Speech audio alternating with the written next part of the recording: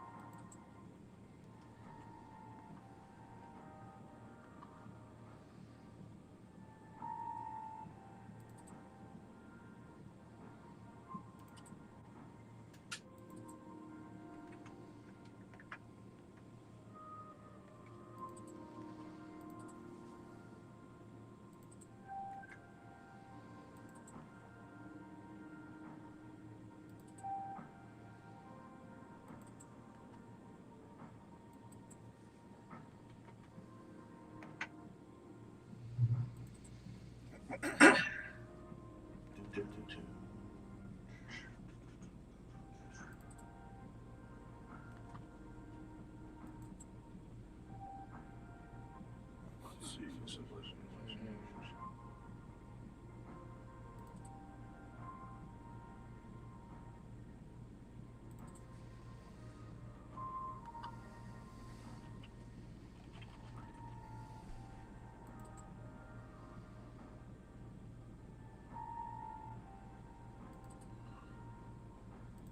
I think you're out there, bad things going right now.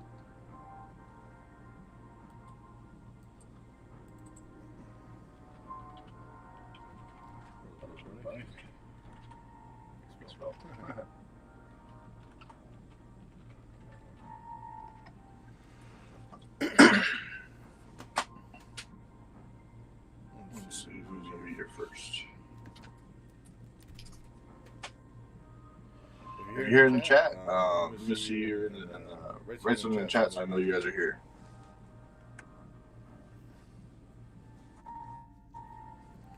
Hey, play Pokemon. Hey, play Pokemon. How's your day today? How's your day today?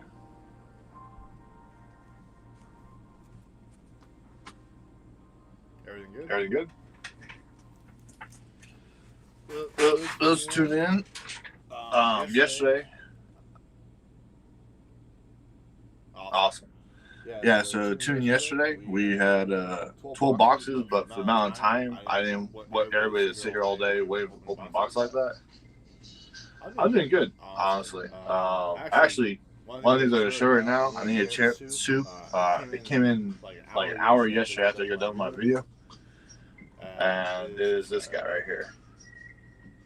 So I know a lot of people haven't got a chance to get those cards, but I just got mine in yesterday.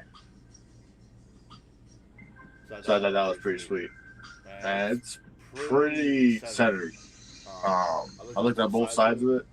It's pretty well centered. I am super hyped about that. I've been reading online, for those who don't know about the Special Ability Charizard. If you never got your Bidoof, it's because you never got an email from Pokemon Center. So if you don't have an account Pokemon Center, I know. So if you want to get a chance to get that Charizard, make sure you have an account on Pokemon Center Japan site. And make sure you, on the very bottom, it says you want updates on emails and news, and you click yes. Because they'll send you updates, letting you know, and that's how we got these. Like, are you interested in this Bidoof? And the very first people who click that yes end up getting it. So that's why it's very important to know that.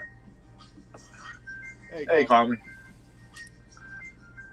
Yeah. So I was really happy I got one. So the other thing is, this will be a feature video. I just got 4 of these in. These are the Pokemon Center League Train boxes. Hey, Nesta. And yeah, these just came in yesterday as well. So I thought that was kind of cool. I know a lot of people already got theirs right away, but these are the Pokemon Center versions. Hopefully they're not mistaken like last time and people got only 8 packs. There should be 10 packs in here. Other than that, we had a good time yesterday, guys. I was going through all the cards. I think the main guys I saw yesterday are right here. Oh, sorry, another light. So once we get done doing the cards today, I will be getting a hold of certain people who've been asking about certain card trades. I still have 3 more cases besides these 6 boxes I'm about to open up right now. And here's one of the boxes right now. How's your day, Ernesto?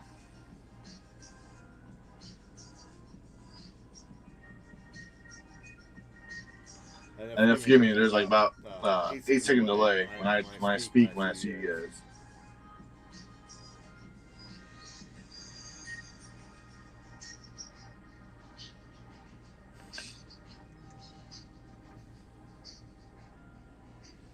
Well, I'm just gonna go ahead. If I show you guys those things, I'm trying to think if there's anything else. Yeah, so future videos, I'll have some future openings. Outside of that, there'll be some deck profiles definitely for next week. There'll be a lot more stuff coming out. Also, if you guys haven't seen Pokemon news yet, if you go on Pokemon's website, they introduced what's called Pokemon Club for libraries across the United States. So I guess Pokemon's now trying to get libraries to have clubs, like kind of the same equivalents of having leagues. So that's going to be something interesting. They haven't put much information about that yet. John, did you get your playset of Umbreon yet? I have to look. I haven't actually sorted out all the cards I have yet. I just sorted out the cards I had yesterday. Do you think there will be a brand? No. So there's a supporter card that is official that people saw. That you play a supporter and you select 2 cards from your deck and discard them. So obviously, they're making supporters the ability to do the Battle Compressor, not 3 cards. But yeah, there are going to be cards in the situation that are going to be doing that. You also got to take consideration, I think one of the key cards people are going to play is Articuno.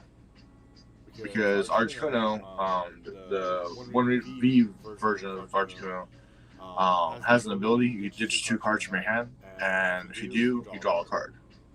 So, in like the Mewtwo version of that deck, you can play 1 Articuno, and its purpose is to help you discard those Pokemon.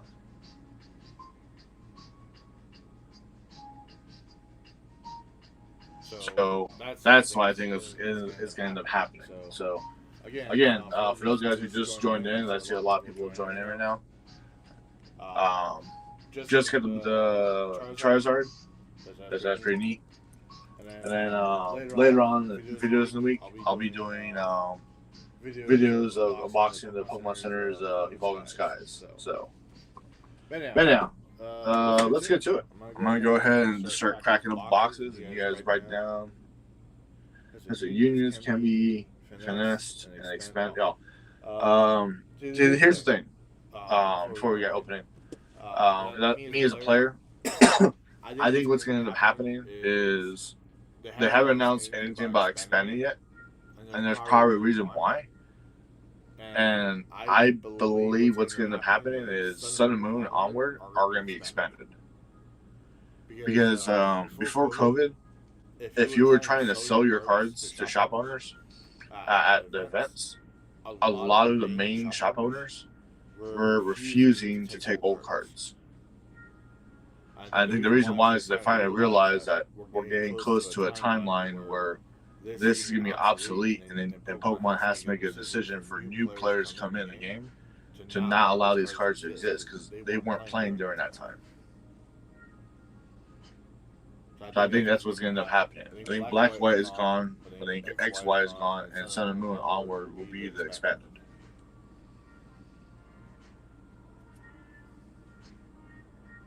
You are correct. There are far more expanded cards.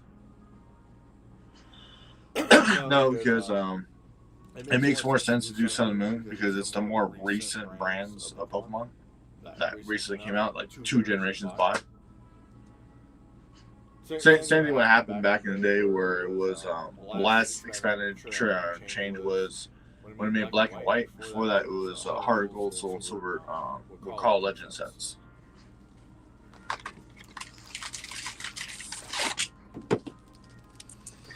So we're gonna go ahead and start off.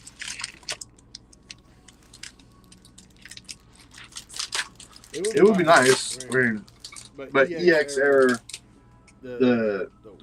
Wait 1 second. I have to grab one thing, guys. Hold on.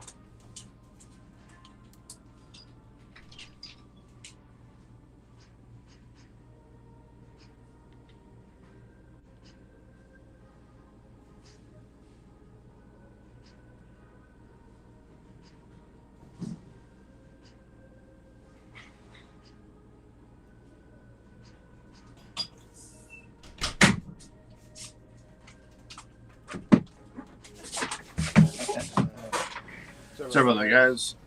I had to go grab my trash can because I have all the wrappers from all the packs.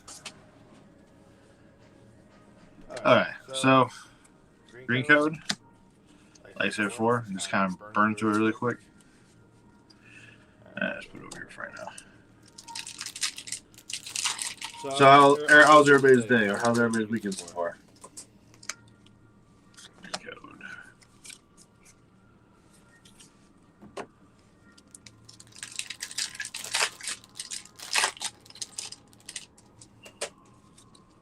Ooh, that's 3 back-to-back green codes.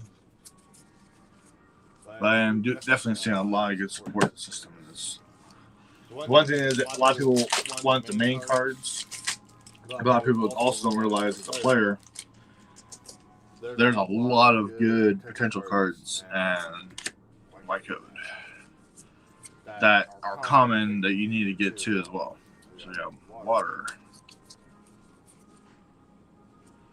Marshallow. See, all the white cards have potential of getting a non-hit, which is a legendary Pokemon.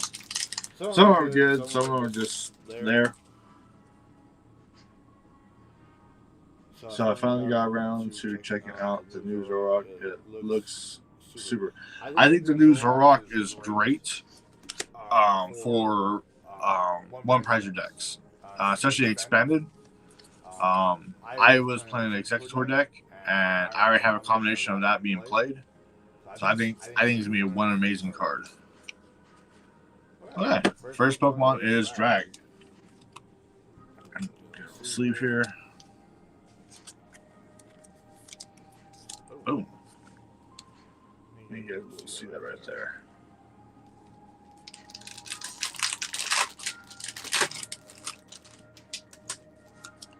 Green code.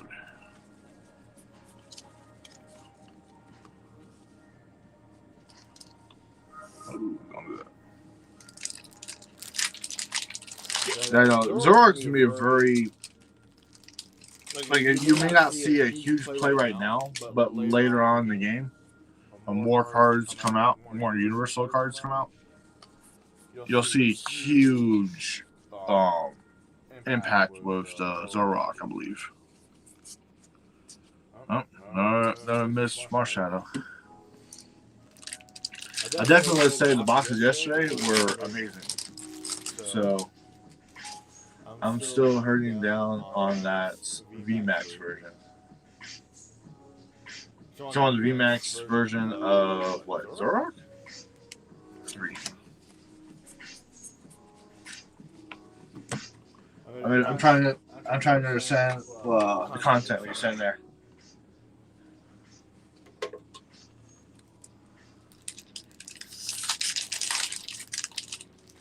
Oh. No, that is a deck that's going to be fun to play. For those who don't know, it's 1 energy for his attack. It's at 60 for the VMAX. And if you damage it anyway, not defending Pokemon, if any of your opponent's Pokemon damage it anyway. Oh, okay, you're talking about just a V. Yeah, well, I got the V's there. I got plenty of V's, but if you do damage the VMAX version of it, though, it's just like a Turnator. So even if you have a way to bench it and it still took bench damage, the effect is still going to go off in that active Pokemon. A lot of people are not aware of that. So,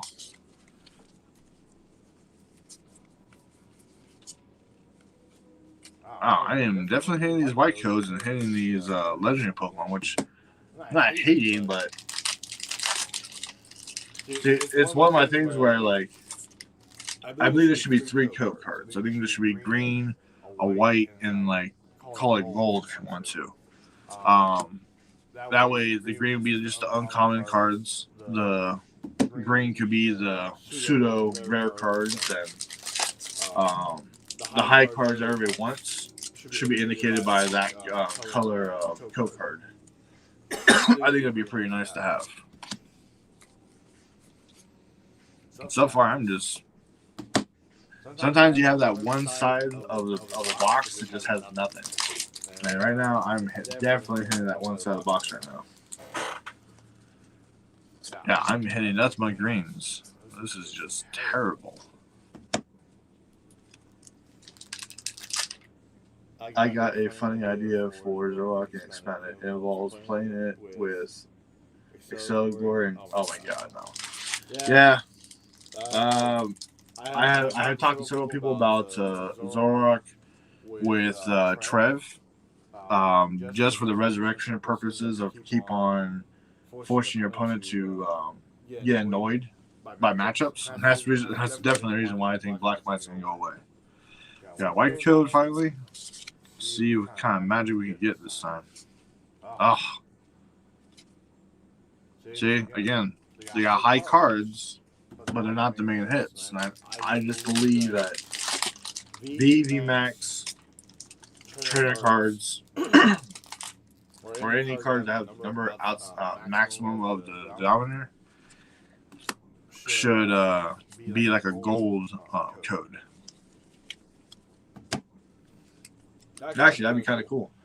What do you guys think of the idea if Pokemon decided to change a color code sequence and make it like if there's 200 cards in the set, but 201 and higher, we'll have like a gold backing instead of green and white. So you can indicate right away like, oh man, this is gonna be one of the hits.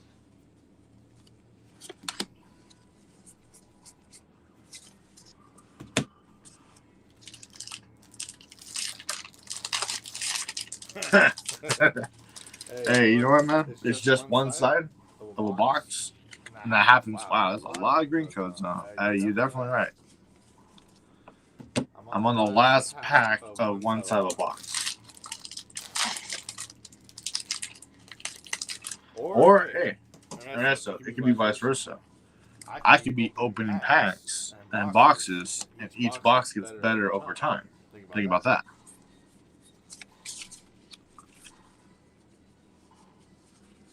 Oof. Little coda.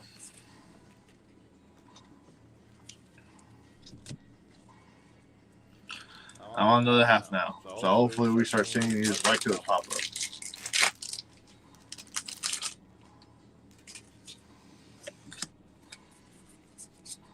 I had a friend one time. We all went into a case. I bought 3 boxes and he bought 3. I opened my 3 up. It was just godly, like 10, 11 hits each. He went through half a box and just got nothing but green codes, and he actually sold his boxes to somebody else. Because he was like, nah, no, you got all the good stuff in this shit. I'm not doing this.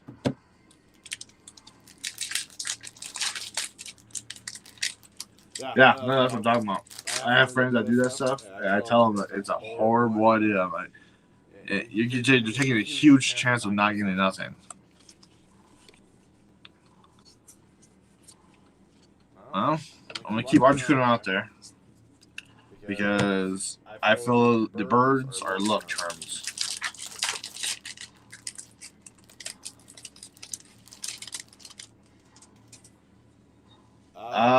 Yeah, I believe so. And white codes. See? Start showing the birds, it might get white codes. Look at that. Huh.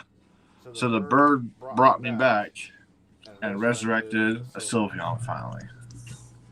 So, keeping those birds out, they are my luck charm right now. You two stay right there.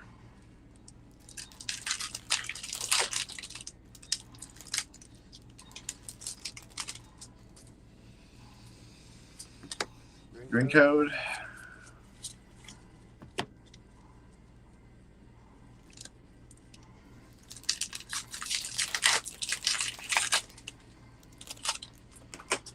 Ah, we are hitting these green codes out of this box.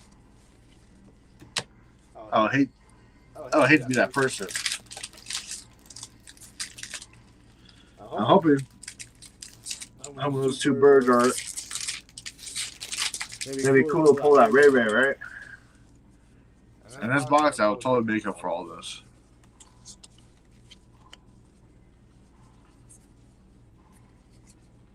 Yeah, Appleton and okay. Well, this is sort of making up what happened. Check that out.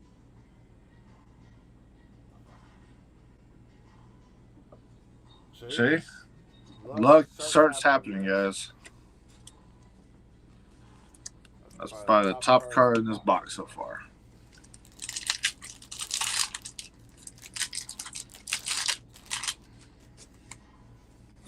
Green code. I definitely have a lot of cards. I got people from Phoenix and people from my local town that have been asking me about getting some cards, and I told them, yeah, I have no problem trading.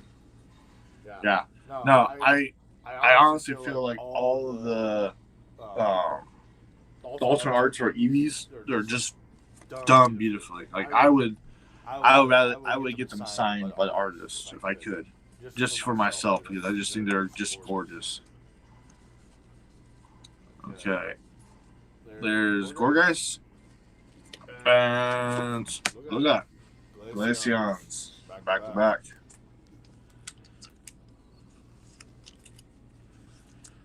Now I would say this though, I've been a fan of Gorgeist cards.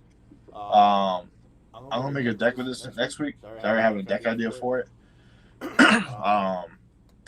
I think it's gonna be one of those really good one pressure decks, because if you run a bunch of Psychic Pokemon, that's 60 damage times the number you reveal.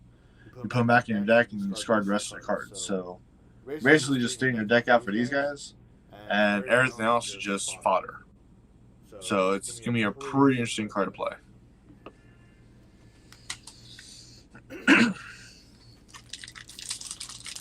I know. Articuno is making that chill. You know, they're supposed to be chill Pokemon. Right code. Here we go.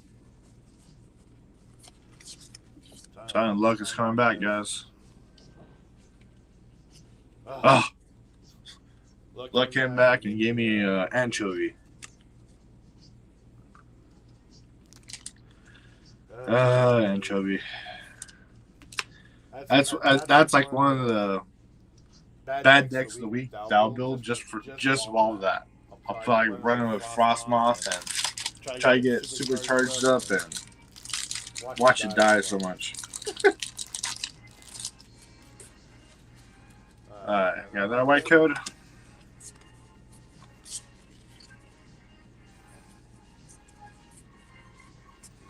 Got that Alga. See? He said, build me bubbles. Yeah. No, dude, there's been. I would tell you, there's certain decks like Wishy-Washy. I pulled so many GX Wishy-Washis and like the Hypers. I was like, okay, I'm going to build you. And there's times where my deck decision was based off of that. I was like, you know what? Okay, I'm going to go ahead and build this now. It's like the Poke Gods sometimes just, depending on what I draw, just say, okay, build this deck. Even if the deck loses, build the deck.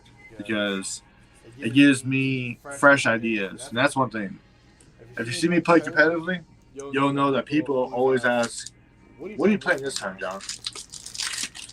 And the reason why I do that is because I play Rogue. I don't like playing meta. I've always been against meta. And I'd rather have a deck that I build for that has been great. And honestly, that's how I made my World Invite.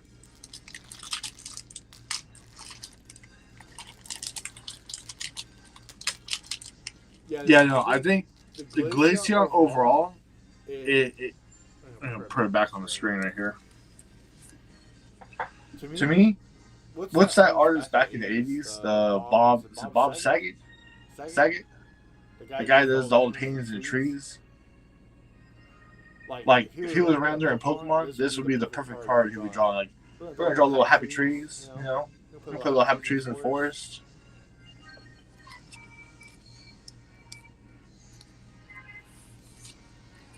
Yeah, Bob Ross, that's what it is. I feel like that's like his drawing right there. Bob Ross should have drew that card.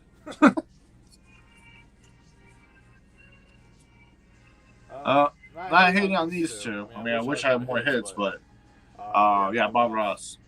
But those two are actually really good cards to get over time. I got 3 more packs in this box, so I'm hoping to get the minimum of 6 hits. Oh, thank you. It's one of those Bobs.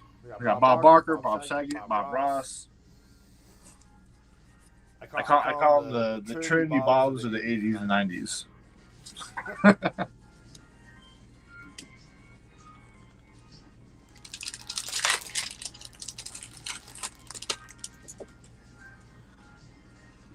Man, these green codes are just punishing me. It's like, it's the last pack and we're hoping to get a white code here.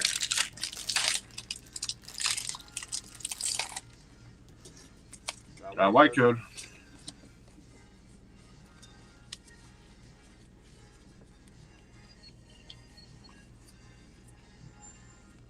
Oh, we did get 6 hits. I'd definitely say 2 of the hits or 3 of the hits are good, or 4 of the hits are good. Yeah. But not bad. I would say it's good if you're trying to build decks up, but definitely was not one of the best anticipated ones, I would say. So these guys aside, really the top guns were Glaceon here. Put this down. I'll put Glaceon right there. Here, 1 second. I was trying to box the cards up.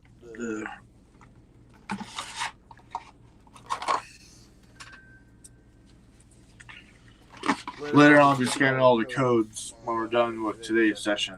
So for the guys who won yesterday in the box, I'm giving it with you guys.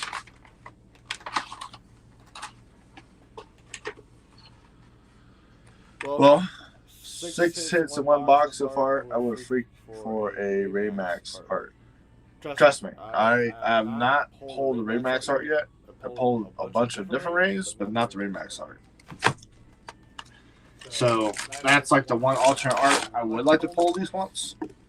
But from what I've been seeing, I've been pulling more Eevee stuff, which is still good too. And I've seen some people who don't pull Eevees nor Rays. They pull just random stuff in their boxes. And it stinks because those people are not competitors, they're just regular players. I'm going to start off with a green code again. Yeah, I love those green codes.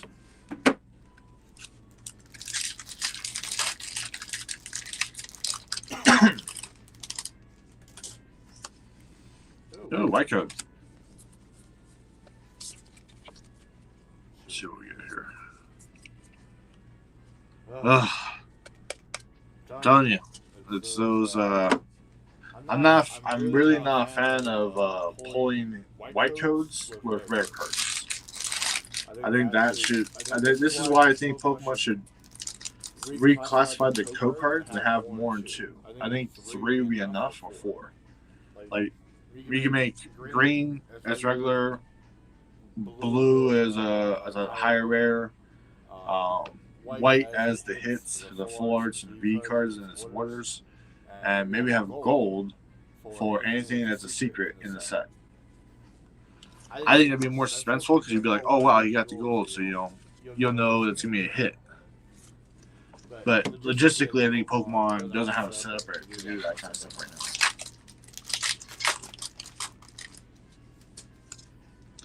White code.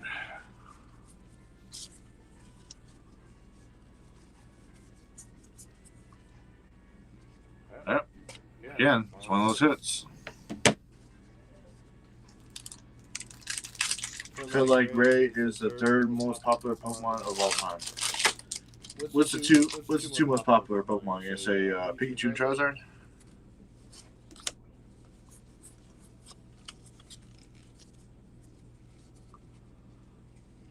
Well, guess what? Yes, not the Ray, but I did get the full art VMAX. I think this is my second or third VMAX one I got so far.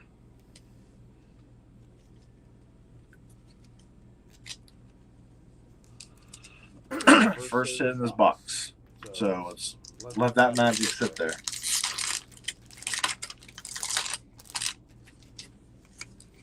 And a white code. Greninja? I know a couple years ago they did a survey one time. It was like people were voting for the top Pokemon. I think Pikachu was number 10. I think like most legendary Pokemon were in top, and top 5 were kind of like Charizard. Actually, one of the ones that I was surprised, I think it was number 6 or number 7, was Slowpoke. And that's only because I'm a fan of that. In Japan, Slowpoke is just as huge as Pikachu is.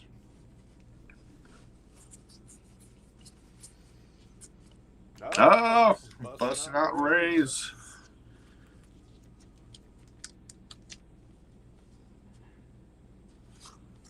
Oh yeah, no. What I'm saying is that I opened some boxes before in other videos.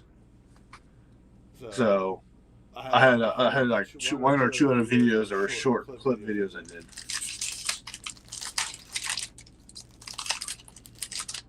So outside of yesterday, today, I pulled one additional one.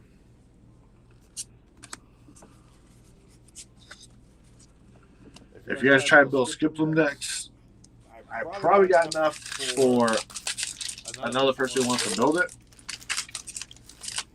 I think it's going to be a very interesting deck to play.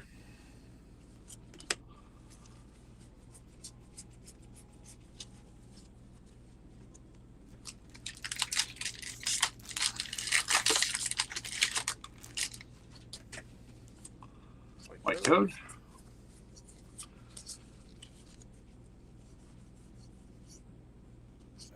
So I can.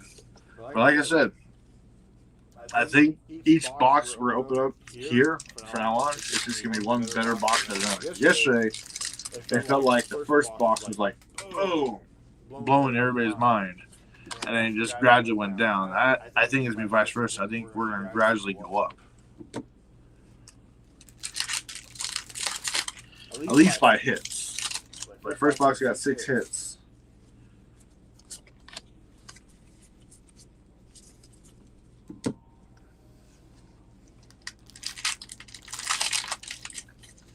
Then I go back to what I said before.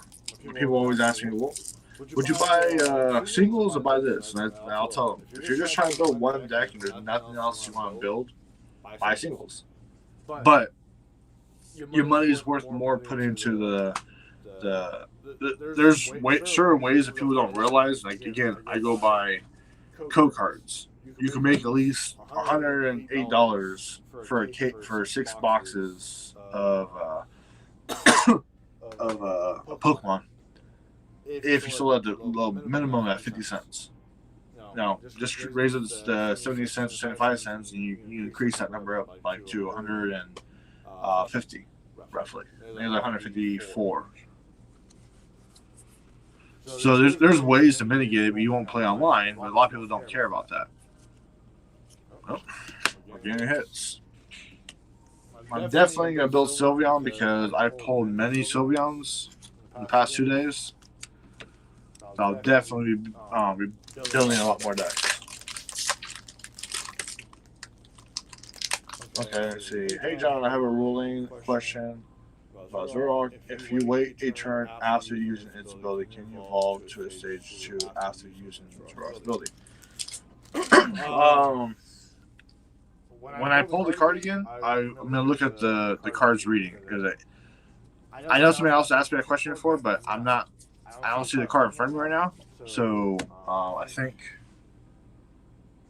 give me 1 second. There's something there in the pile. When I pull the card again, I will answer that question for you, okay? But if you're asking,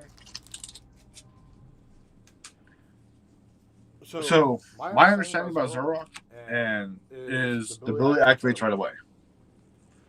So, and it becomes the card that the card is. Like, you know, we have okay, I'll give you a good example.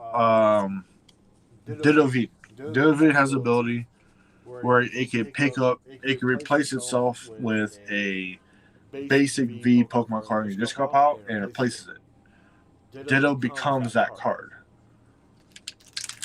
So the V Zoroark also becomes that card, but in what you're trying to say, if it can evolve that turn, it will evolve.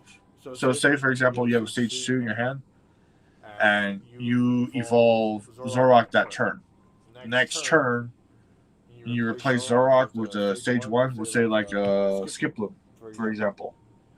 You put Skiploom down, and then you can put Jumpluff down. Or you use Skiploom's ability to put Jumpluff down. So you can evolve on that next turn. Even if you replace the card that turn. Does that make sense?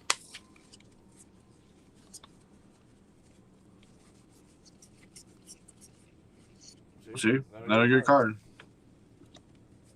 People are hating it, but I'm telling you, Jumpluff is going to be a devastating card.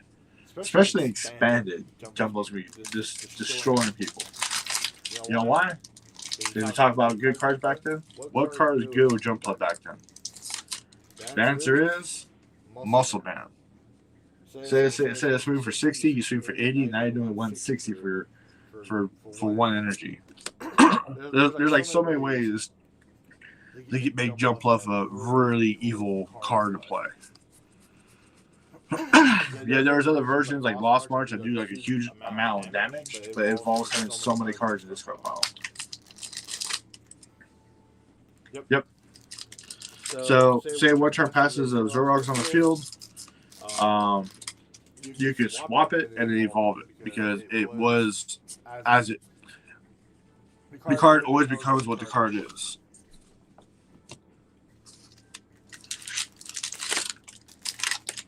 Same thing with Ditto V. If you wait one turn, you swap Ditto V and you get a VMAX, you put a VMAX down. Well, we're on to half box. Got 3 hits. Hopefully this box is more balanced.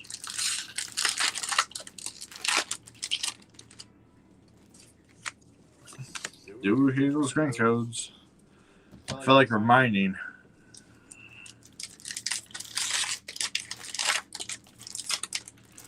So for any of you guys outside of TCG, are you guys looking forward to the online, not online,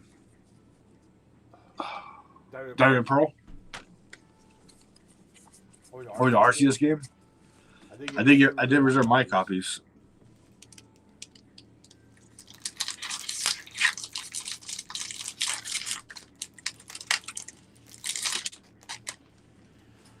Yeah. Again, you know, we're talking about old cards.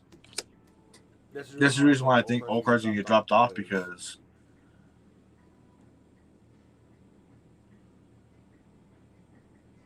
so there is a tool that does more damage, but it's scope or sniper scope. It came out in Darkness Ablaze, I believe, or it's set right afterwards.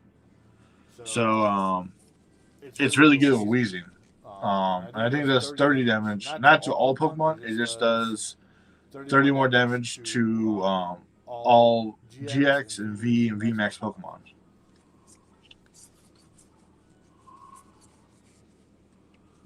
And the fishy returns. I'm gonna build you. I'm just gonna build a quad of you guys. You're a terrible card. If you had more HP, I would recommend it, but terrible cost for an attack.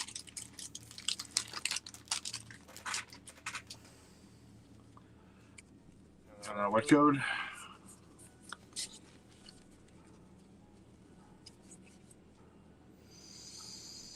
Who's you looking?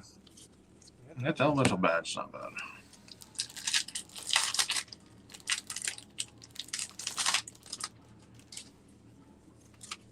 Green code.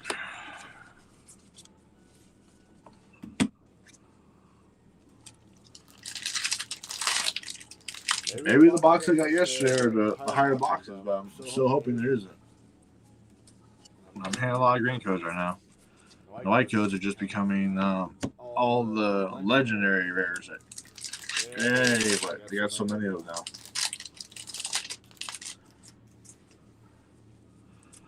Okay, I got white code. Let's see what we can get. What kind of magic we can get here today.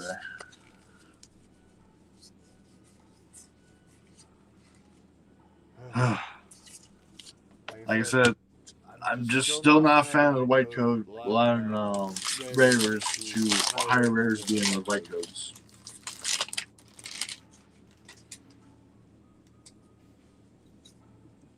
White code. Definitely get a hit here. Oh, I try not to show, but ooh, look at that. Espeon VMAX. Get a little close up there. Not bad.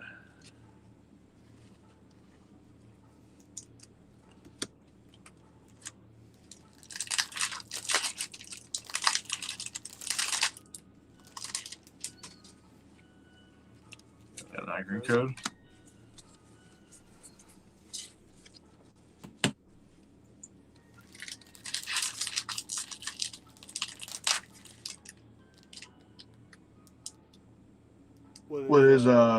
What's pretty irritating?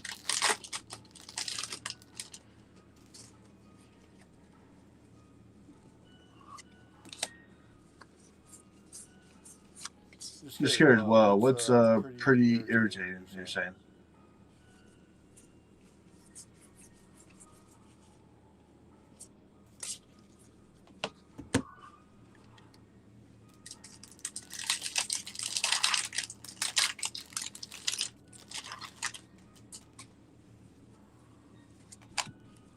Green code.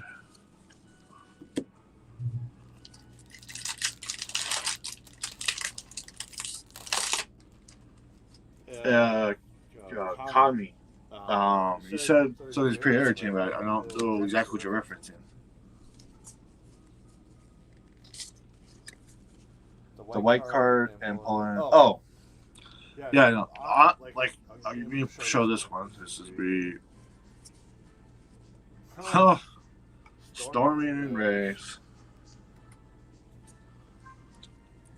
I think another deck I'm destined to build. Tell you what, if you were just buying a box right now and you just found out you just got like 3 Rays like that, it's not bad. But definitely, I go back again saying I think there should be 4 classifications of color codes. There should be green for the common and just common cards. Blue should be like the rare cards. Have you seen that? It should be white codes. There are white codes, but they're rares. White cards would be the V Maxes, full art regulars, and it's a quarter combination. And they should have a new classification for anything that's secret, and make it like a gold or rainbow background. So right away you're like, oh man, this is gonna be an awesome hit.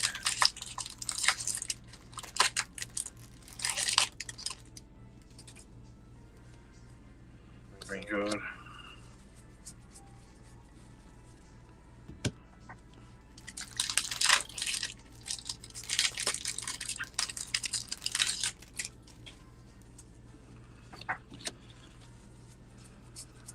I would definitely say that this box is better than the first box because of the hits and usable cards.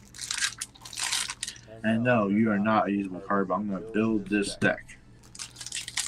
I'm going to try my best to make it an actual deck that could be fun, not tier listing deck. Well, my goal right now is that we had 6 hits before in the first box. I got 3 packs left. I'm hoping to get another hit.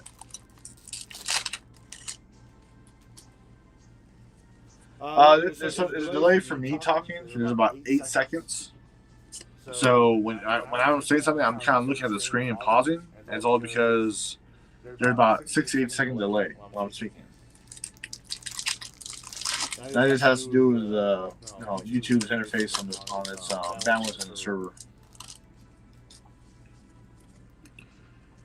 Green code. And the last one, which has a little crippling side to it, I don't like.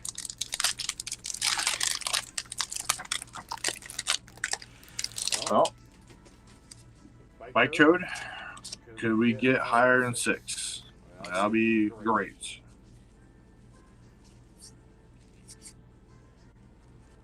And we do. Awesome.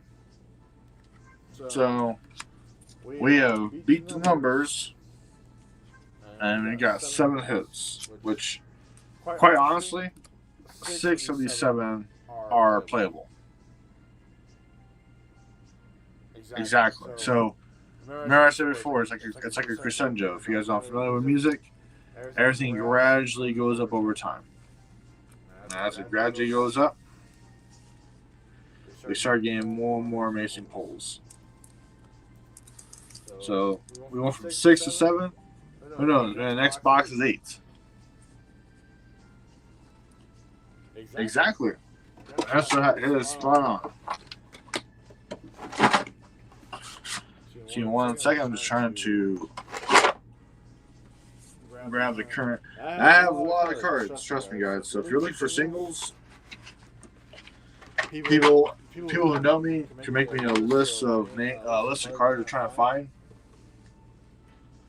and we can go from there. So we're on the 3rd box now.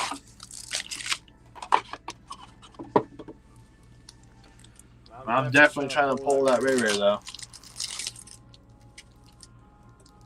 True. But I still think Ray Rayquaza by itself is still a great card.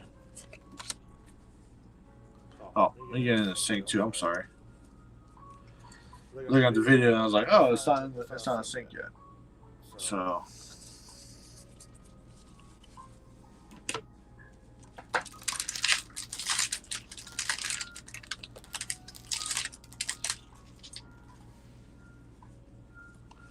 My code. Maybe 2nd pack, etc. is off. Ooh, okay. I'm trying not to show. I messed up. Look at that. Copycat. Get a little close up there.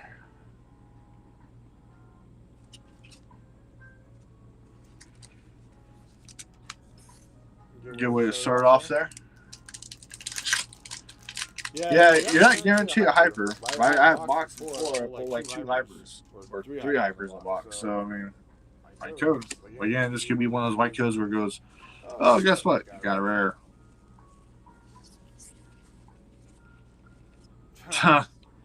Okay. Flying Dragon, Ray. I'm telling you right now, I have to build Rayquaza. Like, I just have to.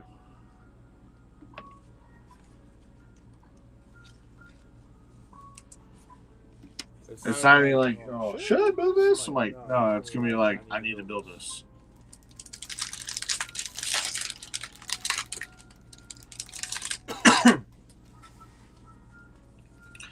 Yeah, it's just a white coat.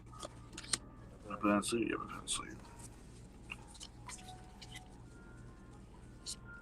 Ooh, Ludicolo. Keeping all these guys, you'd be surprised later on. There's going to be a basic Pokemon that has a cheap energy cost. And Ludicolo is just going to be one of those decks that just rams for so much damage. Oh yeah, no, Squirrel's good. Both of them. There's a metal one for one fighting like 4 metal energies. That's 300 damage via Scarlet Energy. But I like it because for metal decks that can use it for single strike, it's that, okay, I need to get one more hit this game. This is my bazooka hit the win.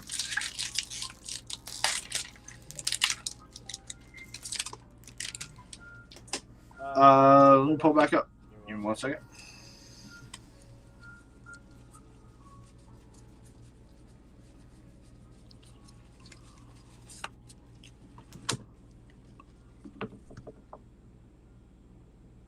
So I believe it says, focus up here.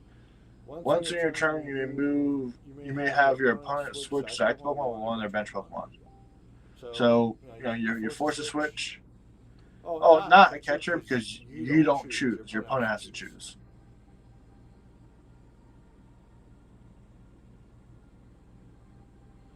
Like, I know it's almost like suggesting that you are able to, but no, you're suggesting that your opponent has to switch Pokemon. And they get to choose which one to switch.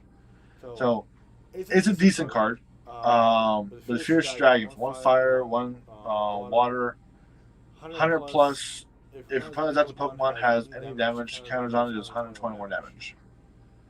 So, it's decent. I mean, it's not one. If this was a Rapid Strike Pokemon, again, I go back to like the whole idea that they need some of these small support one prizes need to be Rapid Strikes too to give that support.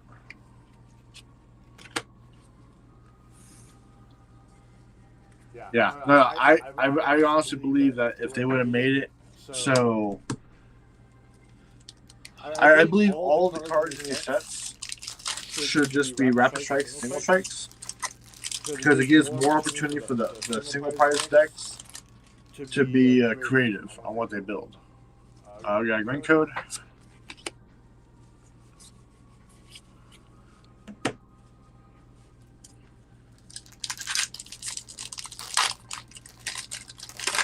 Yeah. Or run an Old Cemetery. So when your opponent plays energy on their Pokemon takes damage. Actually, the best way to do it? You run it with that stadium. There's a stadium before, like 2 sets before. If you switch, your active Pokemon becomes a bench, or bench Pokemon becomes active on your opponent's side of the field, they do like 20 damage to it. So with his own ability, you can be placing damage all the time. Green code.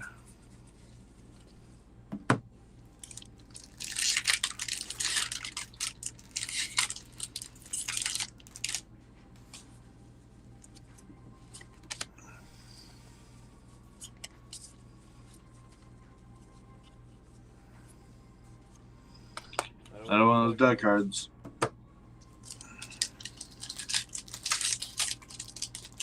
Yeah, that's the one.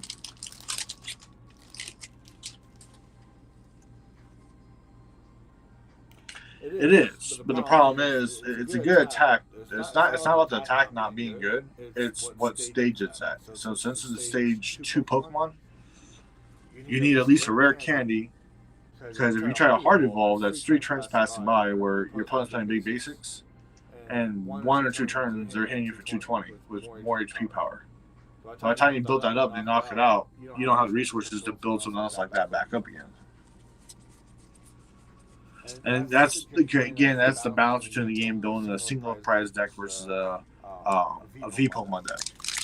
That's why right now a lot of people are trying to get their hands on Teleon because it does 2 things. It has the ability that does damage by placing damage counters on Pokemon per turn, and it has a item ability to search for trainer cards. So it's a really good support balance for single prize and for V support Pokemon.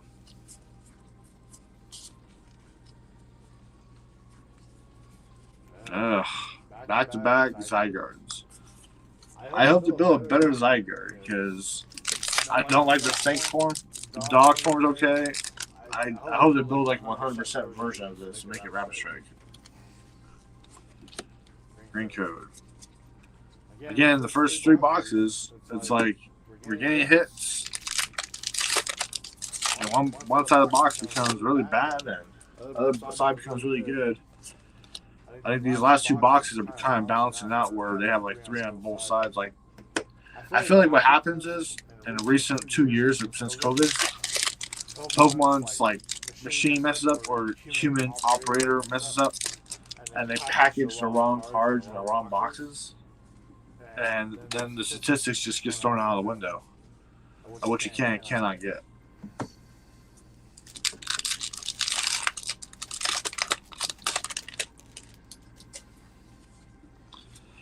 Yep. I have a feeling there's a C. This is what I don't like. So Zygarde is in the regular packs, or actually it would have been it wouldn't have been the main card. So then Scotland becomes the main card, and that becomes a regular card. So that's my issue with the white codes and the green codes right now. I think those cards should just be in green codes, period. They're just your high rares. Another card to look into, guys, is not this Appleton, but the skinny flying dragon Apple one. Because everybody's playing Inteleons. I believe it's a card to run in your deck, at least one of. Because it does 50 damage times the number of abilities your opponent has on the field. So I have a friend that played a full bench plus his active Pokemon, all have abilities. So for one energy, I swing for 300 damage. So something to consider. And it's colorless energy, so splashes and everything. Well, Pumpkin Boo and Entei, we're gonna leave it out there. You're just like the resurrection of the birds. You're gonna bring that luck to me.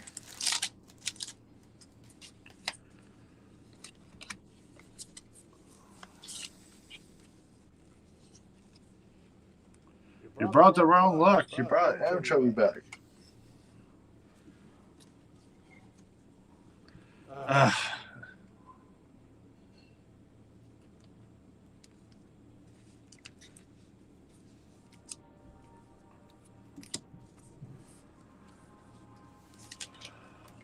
It's each Shadow Rider alive. So against Ray, play it with Zoroark. Yeah. I think we're gonna have a lot of interesting deck being played. People are gonna hate on Ray, but you know what? The one thing I would do with dragons now is the main dragons like colorless Pokemon. They just go back. They're not weak against themselves. I'm thankful for that. Because if it was dragon weakness, then Ray will not be playable. Because it would just be Ray versus Ray, like Mewtwo versus Mewtwo back in the day in Black and White. And there's a whole history video I can do about that, but I'm not doing it this time. If you're the only thing I hate about Pokemon does is when your Pokemon's weakness is the same type that you are, and that's a key card like Mewtwo EX, for example. You did X Ball for 20 plus 20 for all energies attached to your active Pokemon, your opponent's defending Pokemon, and it becomes like who's gonna hit the brakes first match, who could do the right acceleration at the right time. Woo! Kind of skip cards there, but look at that. We got ourselves a full art Mediatan. Again, I'm going to throw this rule out there. I think Pokemon should make it a rule. If you're playing Rapid Strike, one in a deck. Just one. It's there for a situation.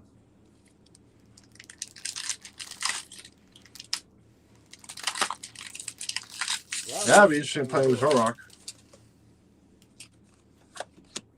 Green code. Hold on for 1 second.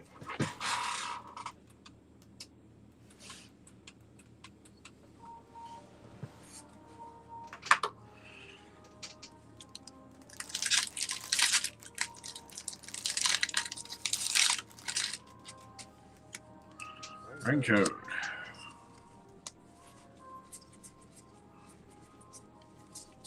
Do like that, right?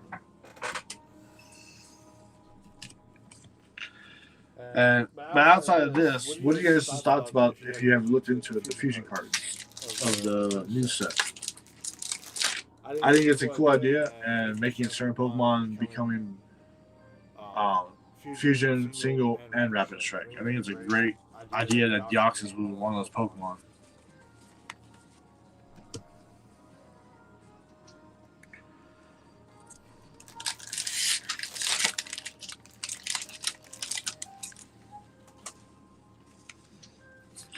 Now, this is what I think would be interesting. I know they've done this in the past for Team Plasma Pokemon. There's another two. We're going to slide them down. Oh. This will be a rogue deck. I don't care who you are. You run this with the Eldegoss that searches for 2 rare energies per turn. and you just start burning the energies. I think you just need to do reveal them. So you keep a bunch of energies in your hand, and it just multiplies that attack. So keep that in mind.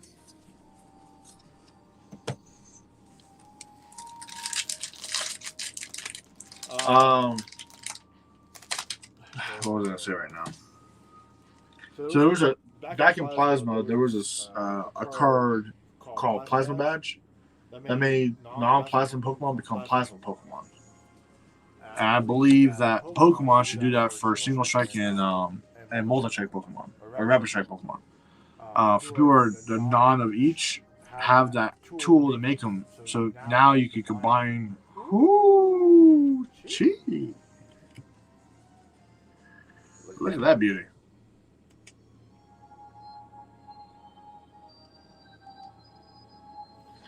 I'm telling you, it's telling me to build bling bling deck the Ray-Rays out.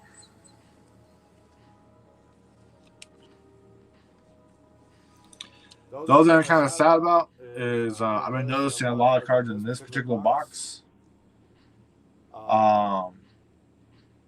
The left side is totally off center. I've been noticing for a lot of these cards. So, Pokemon, please get your manufacturer done because that hurts.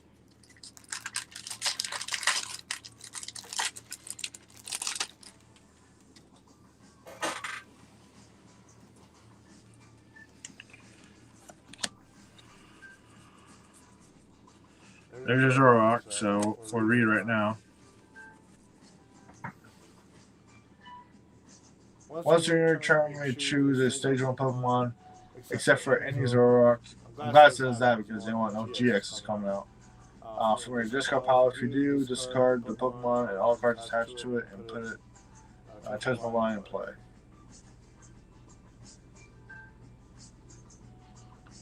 Okay, so like you said, I was correct. I was reading it before.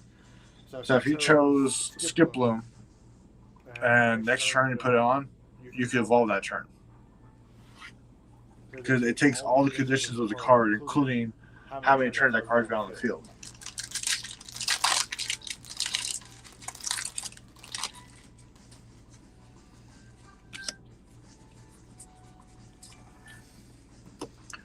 Got about 9 packs left, 5 hits. Let's do this. We got to what? 6 hits before, 7 hits, second box. The goal is at least to get to 7. Got 2 NKs out here.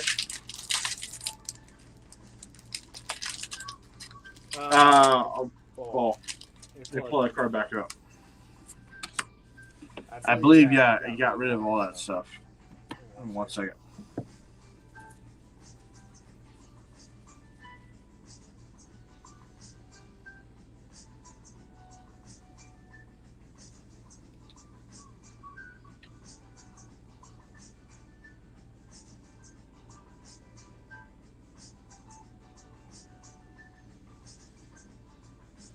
No. Damage stays on.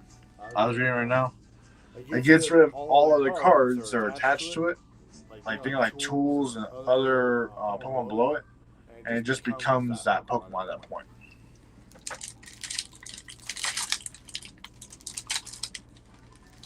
So basically, it's discarding the Zora, anything that's attached to it, so it becomes a new Pokemon.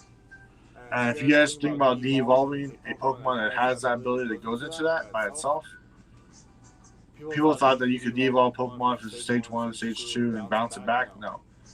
If it has no other card underneath it, you can't de-evolve it. You actually missed the target. Ooh, that's Volcania. I like my Hoppets.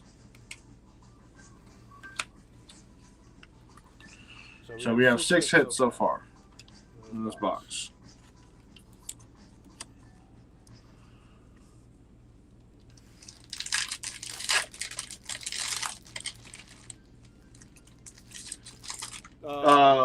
So I mentioned earlier that Pokemon made an announcement today, this morning. If you go onto Pokemon's website, Pokemon has announced what's called Professor's Academy.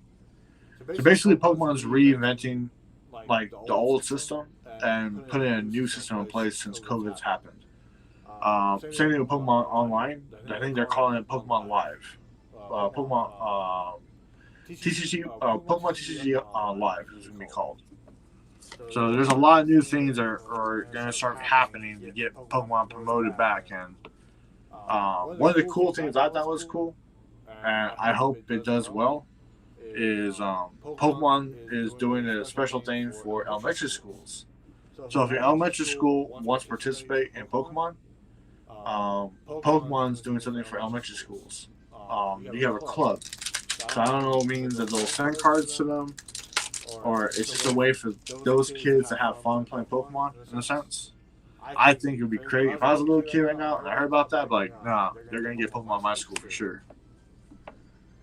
So let's say you have a 90 damage on it and it evolves into a stage. Yeah, and then it gets knocked out. Oh, wait. Yeah, you knock it out. So, yeah, you got to be careful what damage counters you have on it.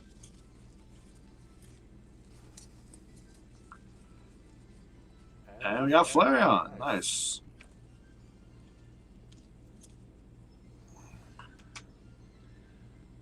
That's another deck that I'm actually happy about. Hey, no.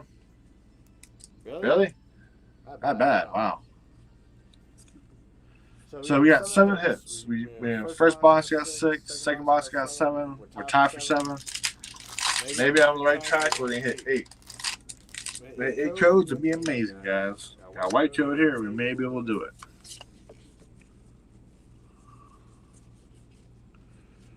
I don't got the bird, but you know what? Bird's just like fire. And we got 3 good fires here. So let's let that happen. Hey, Darn, thanks for showing up. So if you guys are not if you're not signed up for Pokemon News or Pokemon Club or Professor, I get emails all the time from Pokemon. There are probably outside emails that most people are not getting. So if you go to the website, there's a certain link in the website that shows you the latest news that's happening. And today, Pokemon just announced Pokemon Academy, Pokemon Club, and Pokemon Professor's Academy, or Professor University, it's called. Professor University is just basically the Q&A section of the Pokemon's Imposium, which is like the glossary of all the rulings that do for codes, or for card rulings, and video game rulings also. They also have released a new Pokemon Play book. So if you guys are not familiar with that, I was reading the rules carefully. So we're all discussing about, hey, I don't want people touching my deck because the COVID and all. So this is new. I want to stop for 1 second to get on this. So this is the new rule for Pokemon. If I have a deck here, I'll pick up these. I will shuffle my own deck, but my opponent has the official ruling now of telling me when to stop shuffling, as long as it's below 10 seconds. Or if my opponent is done shuffling, I can give my opponent the command to cut the deck in 3 spots, and I'll tell him when to do it. Or you can tell your opponent to take the top 1 to 10 cards of your deck and put it on the bottom of the deck. So you can't touch the other person's deck anymore. Also, say these 3 cards are in my discard pile, and my opponent wanted to look at my discard pile, they can no longer touch it. They have to ask me, and I'll stop what I'm doing, and I'll pick up my cards and I'll spread them out. But they can't touch my cards. That's a big ruling now, and you can get penalized for it. And then after the game is done, you don't shake hands. You actually get disinfected, and when you pick yourself up, you wipe your table down. That's all part of the new etiquette system for Pokemon TCG players and video game players also, which cards don't really matter, but they still need to wipe down the area they're in. So if you guys haven't heard about that, the thing about me is I'm a professor before a player, so I always like to know what the latest rules are going on. So I just read the whole 24-page glossary about the new Pokemon Play. And there's a lot of new rules, but a lot of it just has to do with common decency. It has to do with Pokemon Play etiquettes and now involving COVID to make sure players stay safe. So you can no longer touch your opponent's cards. That's basically what's happening right now. But in terms of it, they're making sure that people don't get sick. So I think it's a good thing. Yeah, we got 7 pulls. First box is 5. Second box is 6. Sorry. First box is 6. Second box is 7. We have 7. And I'm trying to shoot for 8. And this is the last pack. Last time it was the last pack of the white code, so we'll see what it does. And guess what? White code. I don't care if it's a random hit, but let's get it hit, guys. And we did. Ooh, look at that. I got 8. Black and Rock VMAX.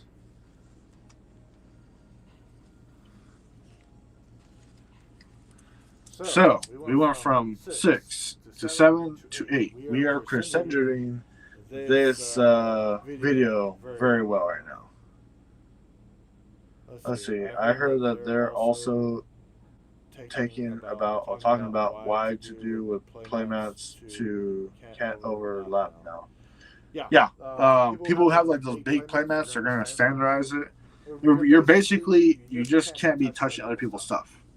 And if your mat is too big for the standard size where it's supposed to be, you can't just say, "Oh, this is the mat I've always been using forever." No, Pokemon's gonna be literally on people and just tell them you can't have this. Period. That's all it's gonna be.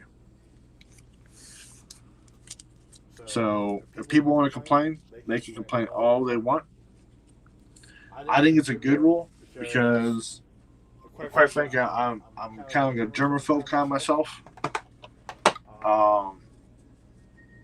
I have many friends and family who have died from COVID. And fortunately for those people who have passed, I'm sure everybody's experienced it somehow in their families. They were ignorant about getting shots, ignorant about wearing masks, ignorant about germs and cleaning after themselves properly.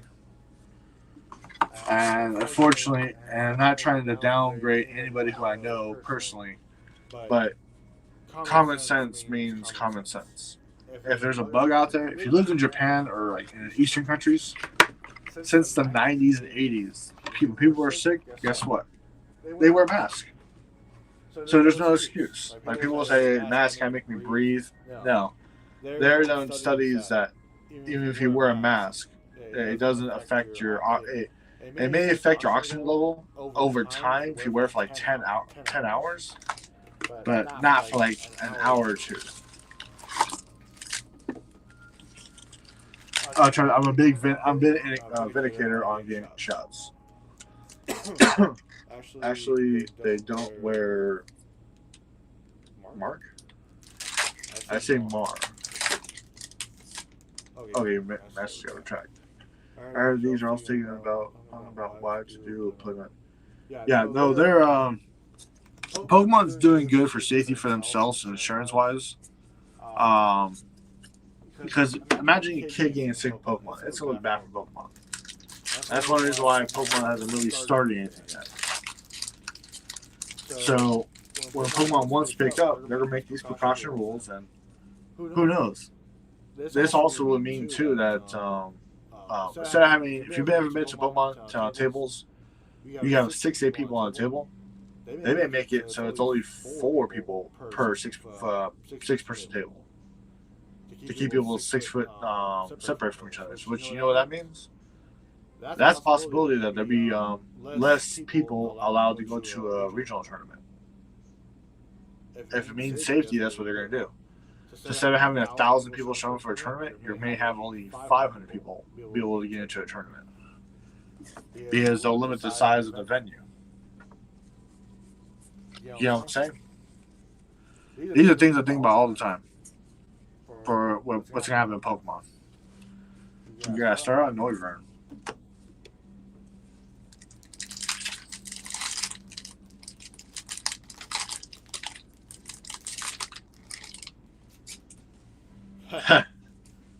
Yeah, I have 2. In my local area, we had a big tournament out, and we had to put tables in 2 of the parking spots in order to play, and it was windy. So one of the tables we couldn't finish the match because the cars were just blowing off the table.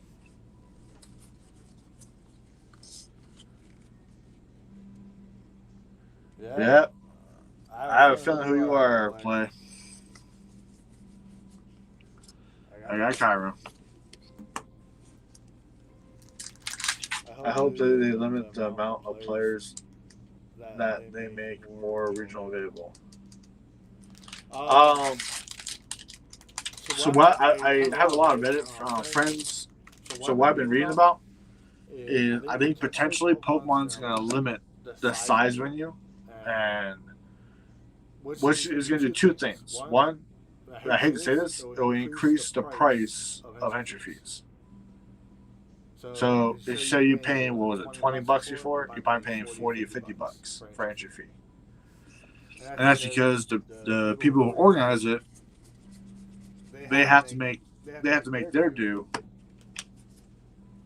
And unfortunately, I think that's what's going to happen. You're going to have less people that are going to be able to get in, and it's going to be first come, first serve. So here's the thing. I've always been a person who prepaid ahead of time.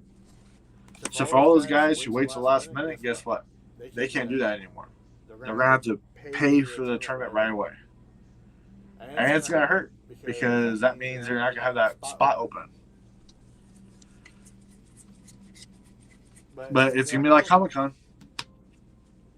I have a feeling that one of the tournaments is going to be so big that Pokemon's going to be like first come, first serve, crash the server, and people are just going to complain I couldn't get my spot in, and they're going to tell them, sorry, we are limited to this many people. Now think about this. Maybe they limit it to juniors, seniors, and masters, and they give so many juniors, so many masters, so many seniors a spot. So instead of having like 2,000 people, we only have 1,000. Now the 1,000, instead of having 1,000 masters, you can only have 400 masters or 500 masters. You get what I'm saying? Oh, I'm doing that on the screen. Yeah, there's a lot of. It is nice to catch a stream for once. Well, I'm glad you did. I try to make the stream as kickback as possible. People can ask whatever questions they want. I try to do my best to answer them. If I don't know, I'll let you guys know. I'll do research to find out and put in my video next time. That pumpkin blue, or Gorgeist, actually. Sorry.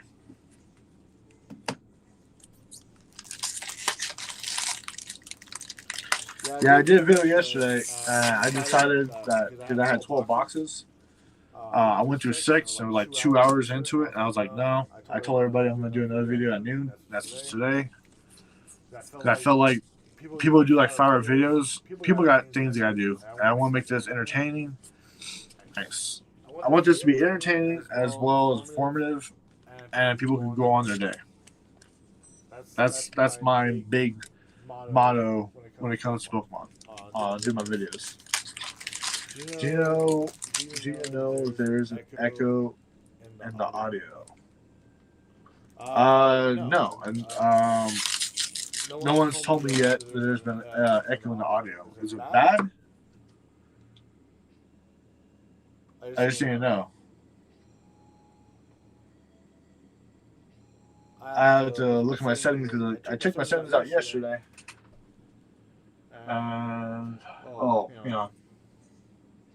This might be my mistake.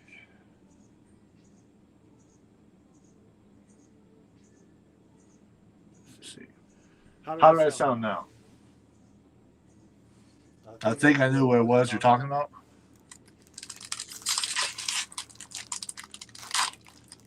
Yeah, okay.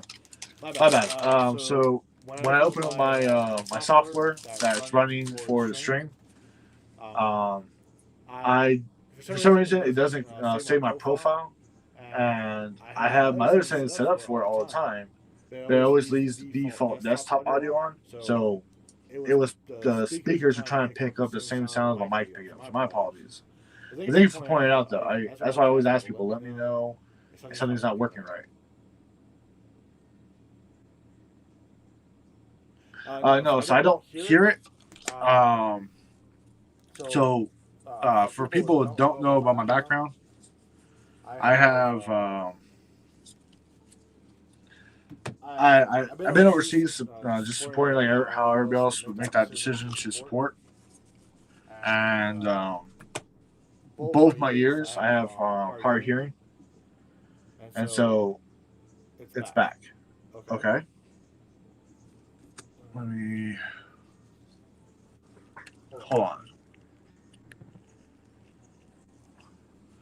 Tell me if you guys hear it now.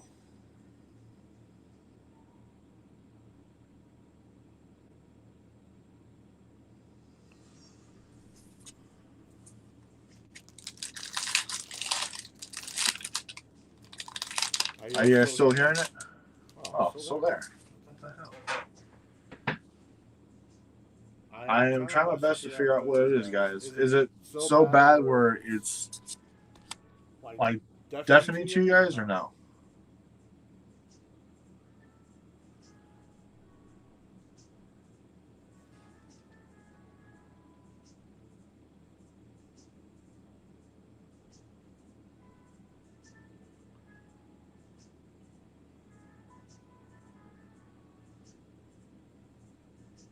Like, is it loud enough where it's difficult to hear me? I just want to make sure, guys.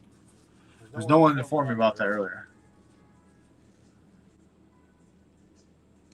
Okay, well, I'll definitely do some check into that. My apologies if I hadn't heard that before. Ooh, look at that.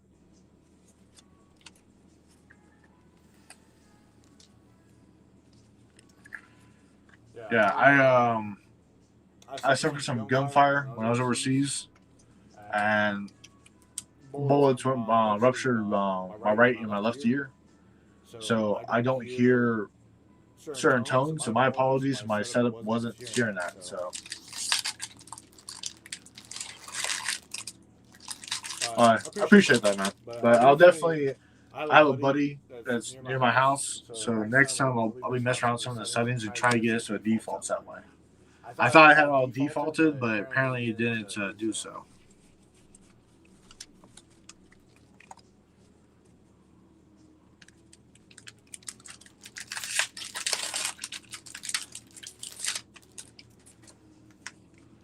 Ring code.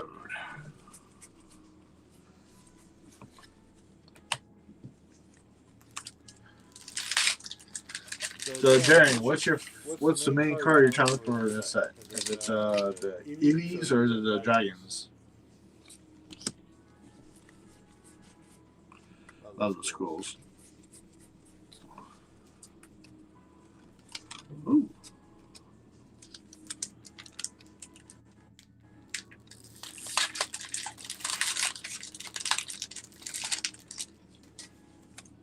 Now, white code.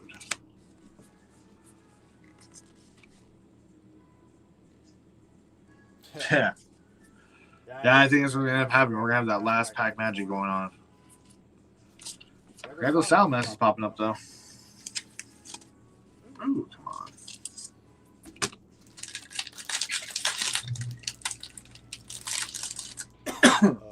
RS. Yeah, I think it's a really good card. The deck is pretty solid. I think Sylveon's going to make that deck a little nervous. Ooh, look at that. Two great cards. I finally got my fourth Raichu. I'm happy about that because I've been wanting to build Marie Raichu because I think it's going to be an awesome first prizer deck. It does a little clap back to big Pokemon.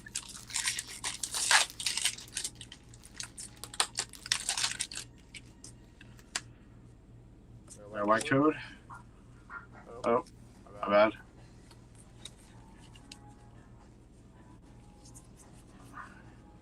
Woo! Gee!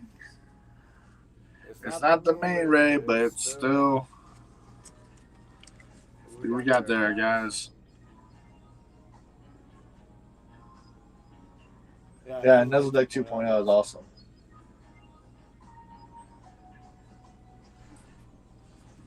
So, we're definitely going up there. We're definitely moving up. And we're still at half the box left. Half the box. Let's go. Like I said, I went from 6, 7, 8 hits. Maybe we make this 9 or 10. You know? Who knows? It could be that one side of the box that goes, ha ha, guess what? You got nothing. We'll see.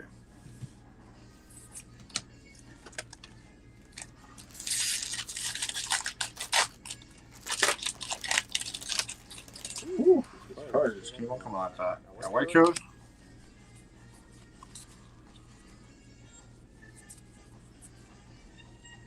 Oh. Oh, don't do that. I'm all over the place right now. So we just hit our 6, which is amazing, guys. So I think we're doing really well in terms of the hit ratios.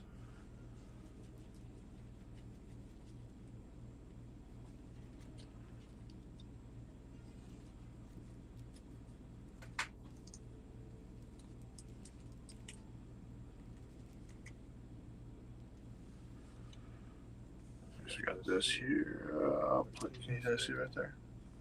Awesome.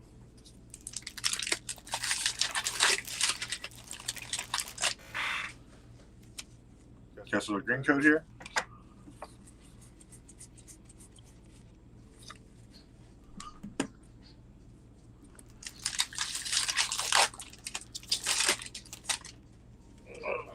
Cards fall everywhere.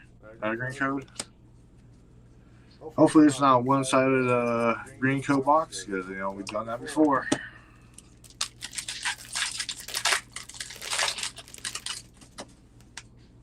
Got that green code.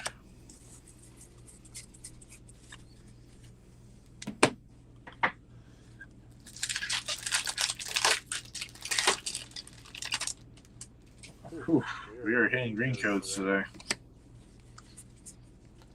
And that's like, and yeah, that's just what I'm saying. They're like 2 upside down cards, like Pokemon. Get this stuff together.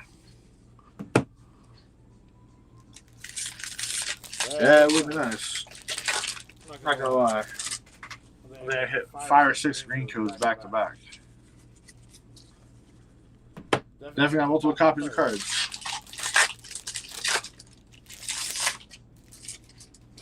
We are hitting these green codes.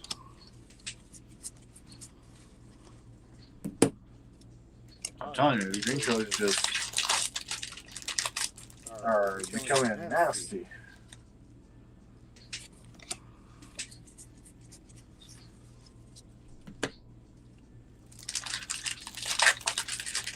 Sometimes you get one box that's like really good, and sometimes you get another box that's just like what just happened?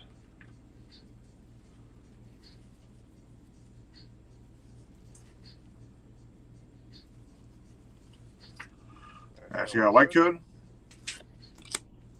2, 3, 4. Hopefully get some luck here. Water. Oh, okay. I see something. Oh, yes. Finally got something good here. Get out.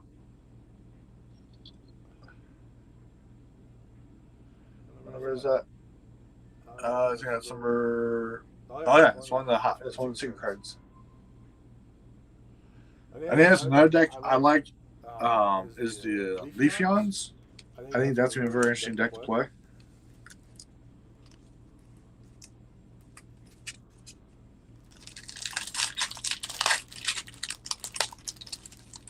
Yeah, actually that's straight. Both Rayan and the white code. So we hit 7. We're trying to hit that 8 to match up. Just got another white code. See what we do here. Ludicolo just laughs at us. He goes, "You're gonna be denied."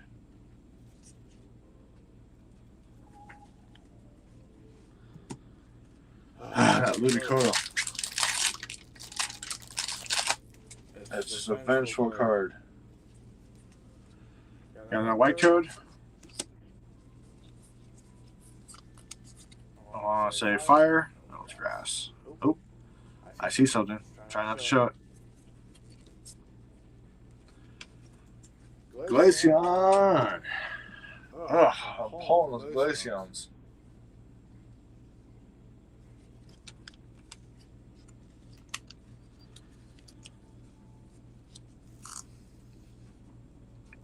So we have here our 8.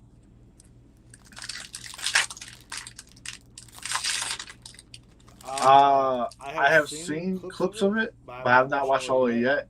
I do love the animation they have on it, though.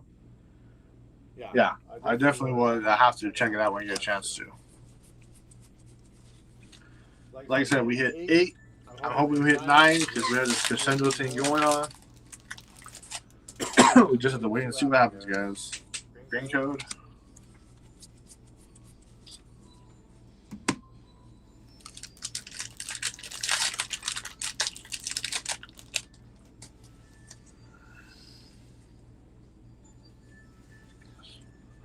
Yeah, white code.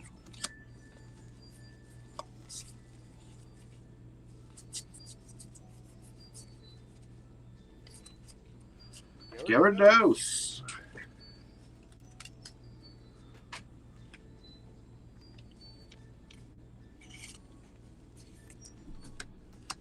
So now we have 6, 7, 8, 9. Each box is going better, guys.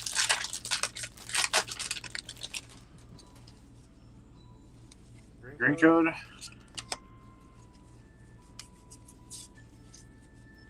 I got 2 packs left. Oh yeah, each box has gone one additional up, man. That's the way to do it, man. If it keeps on going up like that, I'll be a happy camper. Here you guys have white code. I want to say it's water. Dark. Another Noivern. Well, guess what? It broke the numbers.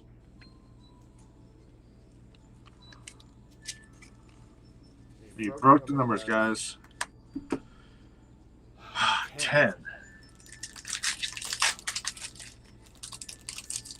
I'll definitely have to check it out, Nesta. I know a lot of animes have been remaking games and been doing pretty good. Wants to make a Mario Brothers or a Mega Man, full-blown anime of that, I'll be amazed. And you stop with the green code. Look at this, guys. 6, 7, 8, 10. Count it.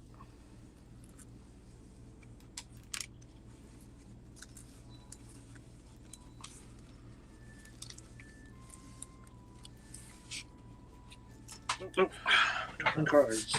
That's just an Noivern. Oh, you see it though.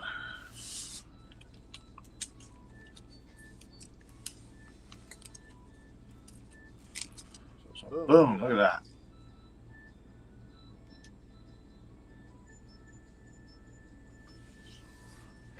Oh yeah.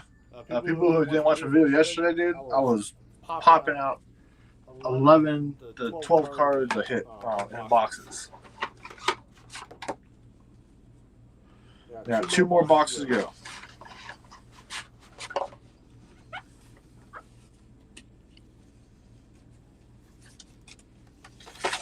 Oh, wrong function. The thing about rubber hand gloves is they get slippery. There we go. Got them all back together.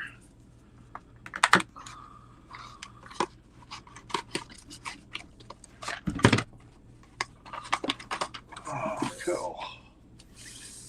That's out of the way.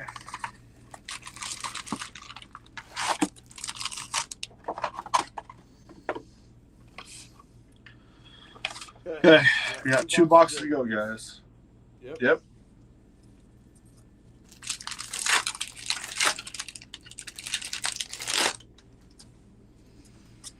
Green code.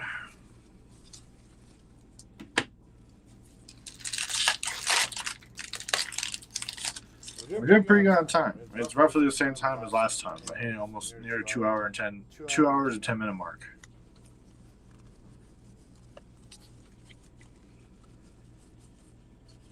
Let me try with Sylveon.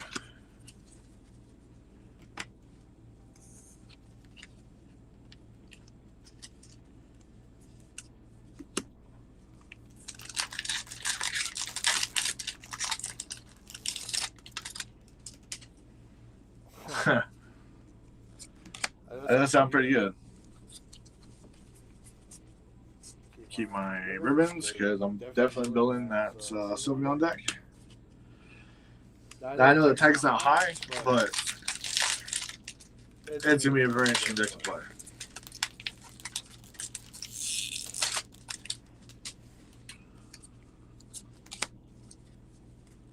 Oh, bad. 4. I'm definitely pulling those Lycanrocs. What's the thing?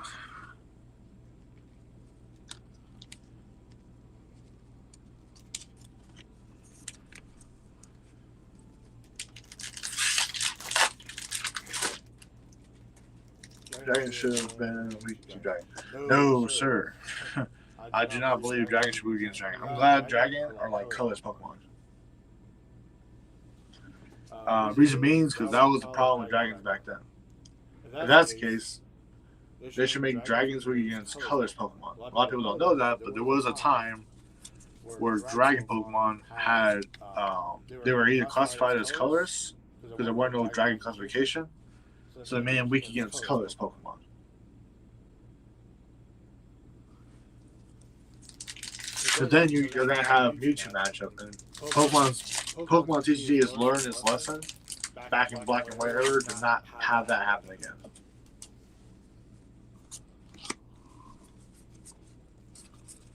That's all it was, Mewtwo versus Mewtwo. And we caught the cards, good.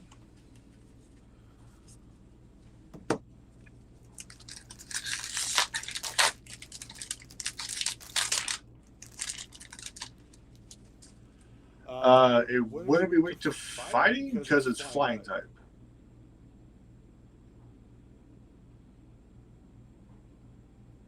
Because dark flying. The flying attribute makes it the resistance, right? But what is Moltres weak against? No, think about that. Grass. Yeah, so it makes more sense to be weak against grass. Because they're treating grass like poison.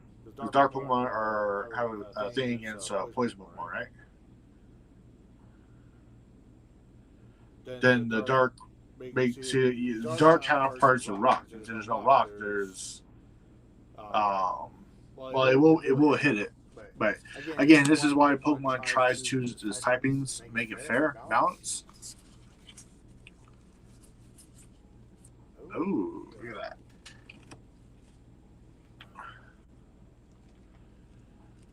Fighting is also rock and ground and GG. Yes, just like grass is just like bug and poison.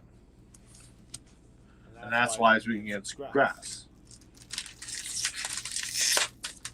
They're going to take the typing of the card is against itself.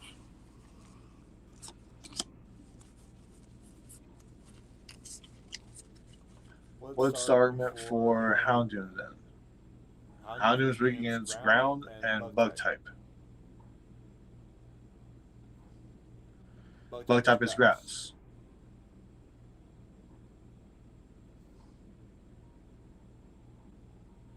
Poison is grass. You got Butterfree, for example. Oh, that's bug type Pokemon, but there's been Ekans and Arvox have been both psychic and grass. So got the Roadrunner. So I kind of go off track here. Yeah, but not all of them. There have been grass versions of Weezing, and there's also been grass versions of Ekans and Arvox, I believe, too.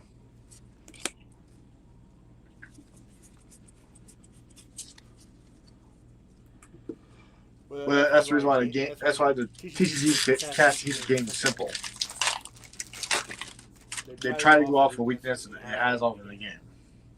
If it wasn't, imagine playing Magic the Gathering instead of having like 5 or 6 different archetypes.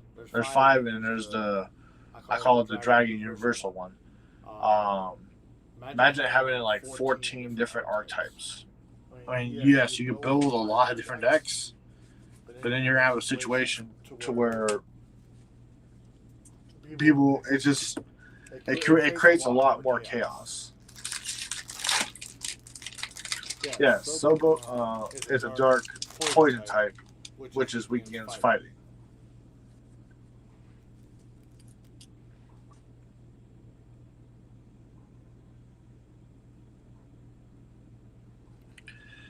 Yeah, I mean you could argue against it, but they tried their best to change it up. Just like, for example, look at electric Pokemon.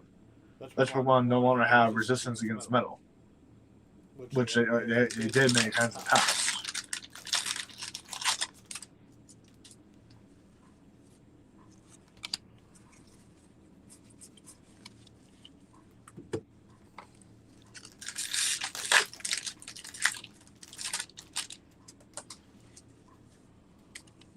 Good.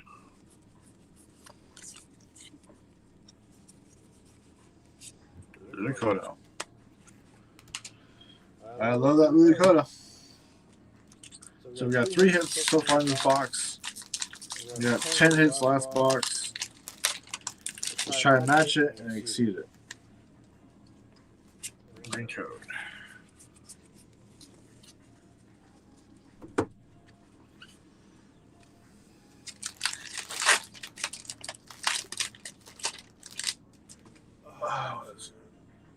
Poison is dark now, but what have you completed the set yet? Which set?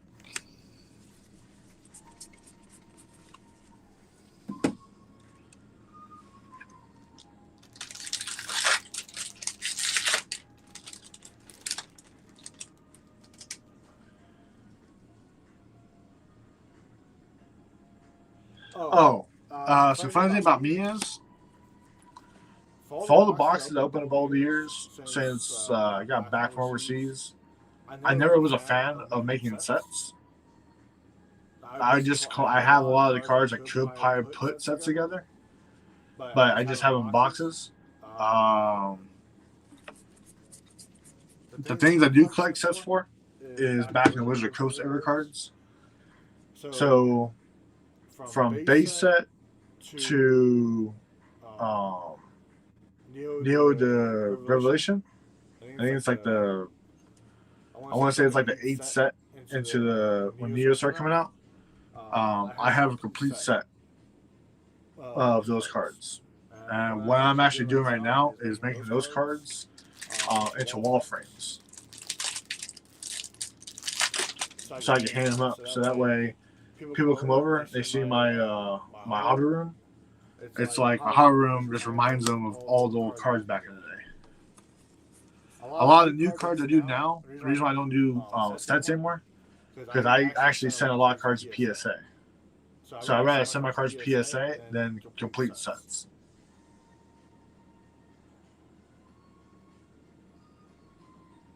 Yeah, see, example, Muck used to be a grass Pokemon 1.2. That's what I'm trying to say.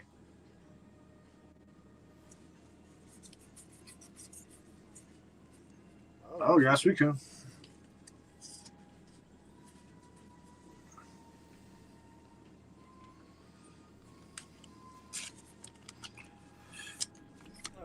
So we got 4 hits, and it's the last pack on the half the box. And it's a green code. But we are doing a lot higher than we did on the previous box. So let's let this train going.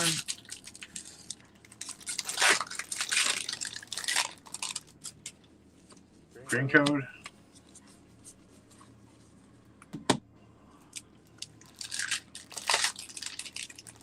JC.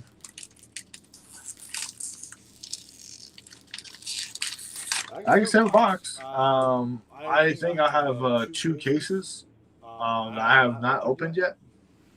So, JC, if you're interested, let me know. I'll let you know.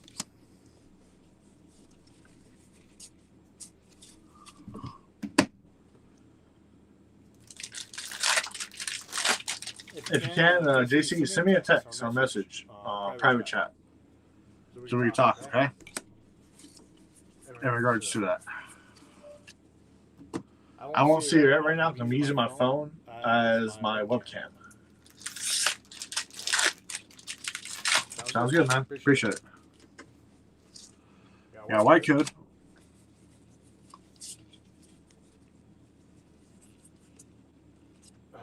Reggie Licky.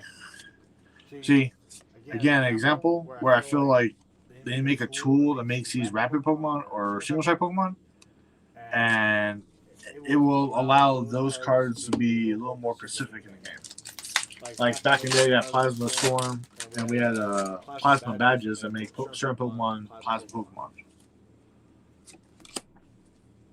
1, 2, 3, 4. Try to make this number 5, guys. And we are. And it's. Ooh. I'm definitely pulling these full arts EVs, evolutions. Let me put this in the wrapper here. Look at that. That's a lot more center than the last box, that's for sure. Yeah, so a lot of people who don't know, I sent in over 1,500 cards to PSA last year, and probably less than a month, I'm getting all my cards back. So, for those who don't know that, I'll be definitely doing videos on that, and they're all are going to be for sale. So, yeah. Cost a little bit, but it was worth it because every card I sent in were from base set cards all the way up to the newest set before this set. So I still have like probably about 2,000 more cards to send in, but because they stopped bulk rate, I couldn't send my cards in, and it makes no sense to send in cards for $100 or $200 that most people are doing now. Like if you see anybody who's sending in right now Rayquaza and they got the PSA card back, I'm not saying they're idiots, but here's the thing. They had to pay at least $200 to $500 to get that card graded right now, to get it back within the time frame right now.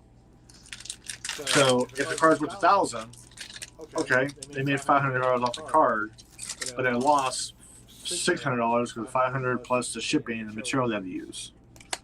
So that's why I tell people it makes no sense unless your card's worth like 10 grand or in the 1,000 range.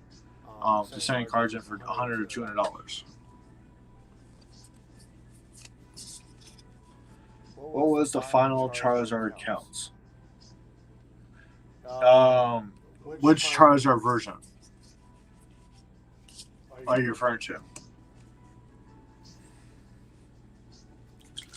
If you count all the Charizards I sent in, out of 1,500 cards, I probably sent about 240 Charizards. Roughly.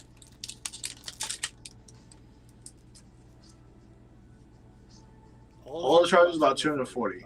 Basic Charizards, I think I was in the range of 53 or 61, around that range. For how many basic Charizards I sent in.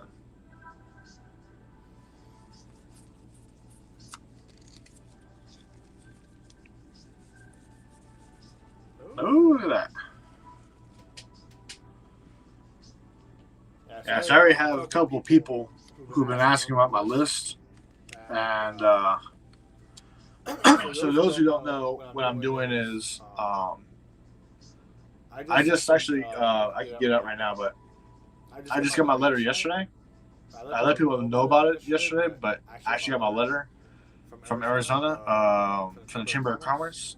I have now in good standing for my LLC called My Mom's Basement, and it's Hobbies and Games, and I'm going to start it up in October online, and I have a location set out for a shop that I'll be putting up. It's close by, it's near the local university that we have, or community college university that we have, and they're building a new strip mall. So I'm already making a deal offer with the owner who owns that, and as soon as that gets put up, I will have my shop open up. I sent in a full set of Delta species.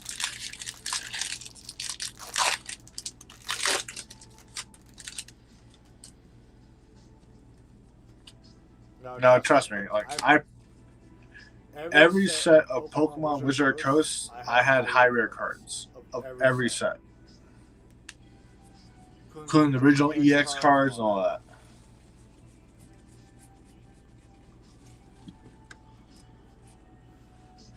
I think the reason they won't do the charm that turns a Pokemon into a Reptar Strike is because then you could get a Pokemon that is both Reptar Strike and Single Strike. Oh, no. So the ruling was before for Plasma Badge, I believe it stated that it can only be attached to a non-Pokemon of that type. So the way it would work is your Pokemon can't be either type. So it can't be a Single Strike or a Rapid Strike. And as long as it meets that condition, then you can attach the badge, and the badge will make it become that type. So it can't be a dual type with that condition. That make more sense?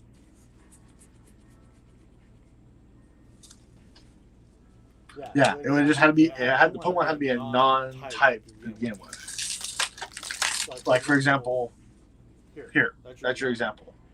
It's not a Rapid Strike and it's not a Single Strike. But if I attach a badge to it, it can make it either or. Great. But that's the condition. It can't attach to this Pokemon unless it's a non-type. And I think it'd be great because they'll make Pokemon like the Zapdos I just showed you right now, like for Houndoom, they accelerate Single Strike energies, make it more playable. Or because it's fighting, it makes it more playable with Rapid Strike too. That's some white code. Sorry, we've been asking a lot of questions, so I've been kind of trying to answer everybody's stuff. Espeon.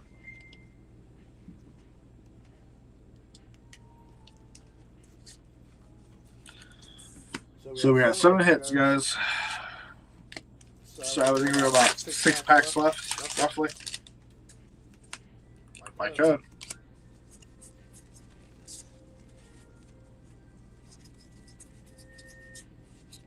And Jump Bluff. I'm happy because I'm hitting those Jump Bluffs because they were first case. It was hard to get. I got like 3. So I had to use a proxy, but now I can build the deck now, which is awesome. Green code.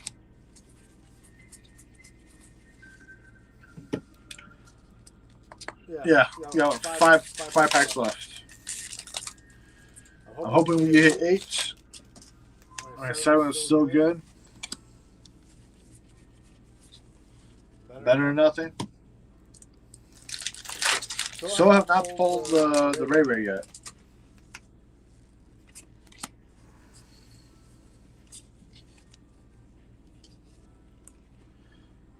Oh, all right, you. I'm definitely doing that deck.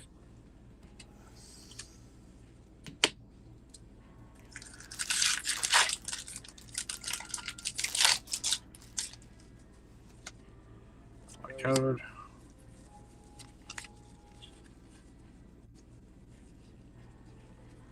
I'm trying to show it. Oh, nice. This is my first one ever of the Duraluda VMAX, basically Mecha Godzilla on steroids. So that is really cool. That's actually a deck that I wanted to try out.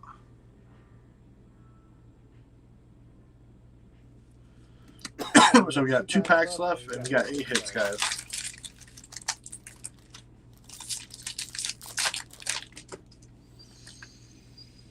Green code. Last pack. Can we make this a white code? Guess what? It's a white code. Hopefully it's not one of those pseudo cards. Ah, it's Tight Guard. Bow, bow, bow, bow. Box here.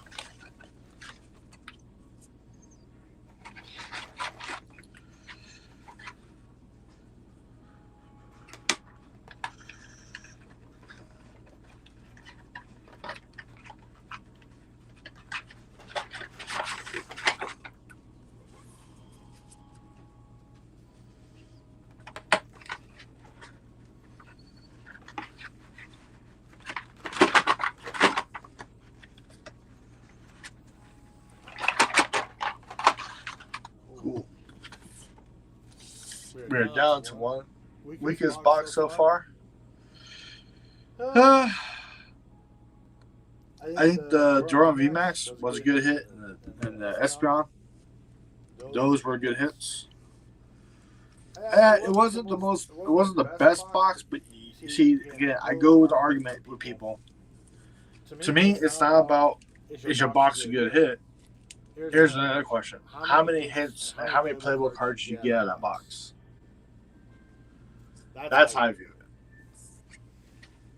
If I got a lot of hits I can play with like 3 or 4 decks, guess what? It was a good box. So this is my last box for today.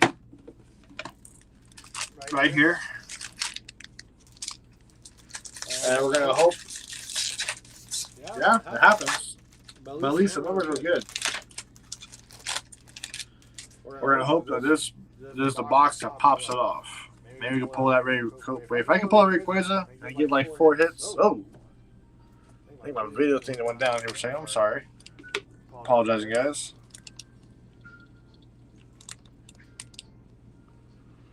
Huh, what happened there?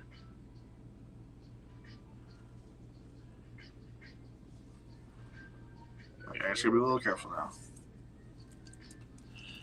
I bought a new tripod because this happened to me before. I have a tripod that I use for my camera or my phone, and the bottom of the stand, the way they made it, is totally light. So anything that has any weight to it on top, it just wants to tip over. So I have to use some tape to hold it down, and yeah. So I got a new tripod bought that is like a 10-pound tripod.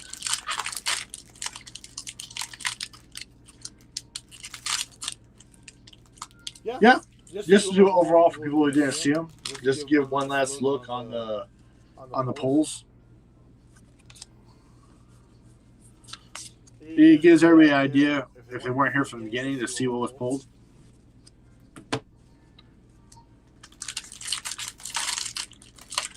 I'm not gonna like rank it like all at the end, like try to go sort everything out. Just put each one down and show the highest in each one. That's a fair way of doing it. Oh, yeah, we start off with Gyarados. Full art.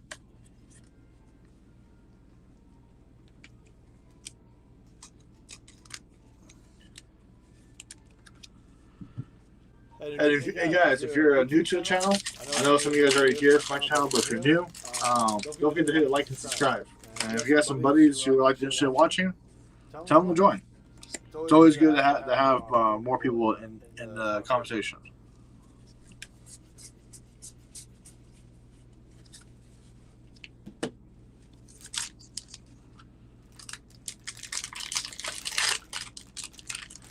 Yeah, and Darren, don't worry about it. At the end, like I did in the first video, that's why I keep these stacked together, so I can spread out what was there at the end before I do my wheel spin to give out co-prizes this time.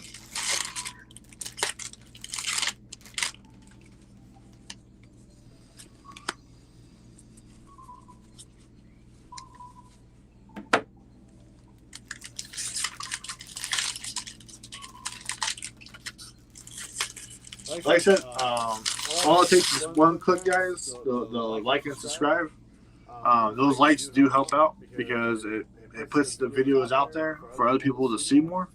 Because that's like YouTube's algorithm, how it works out. And it does help me out because eventually I'm trying to get enough. Yeah, it was good. I'm trying to get enough notice so when I start on my online shop, that people will know that if these cards will be available online, they can buy from me.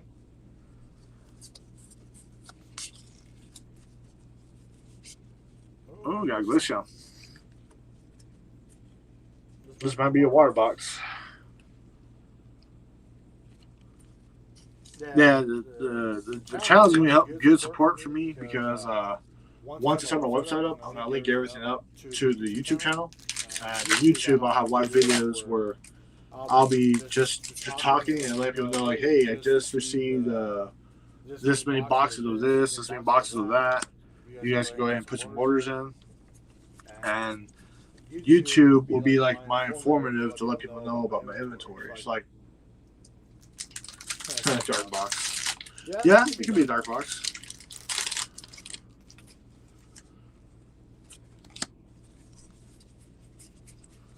Yeah, but my goal is when I get my site up and running and have my vendors all good, I'll be doing videos when I got packages. I want to show what I have, but I'll be I'll have like a PowerPoint up or something written down to look nice and neat, and let people know like, hey, I got this many boxes in. Go and get on my site, you'll be able to see them. Eventually, when I have my own store, I'll be linked up together. And if you happen to live locally, the way I'm gonna have the website set up is if you're local within a certain area, I will also be doing drop-offs for people, so they don't have to pay for shipping. When I have my website all established.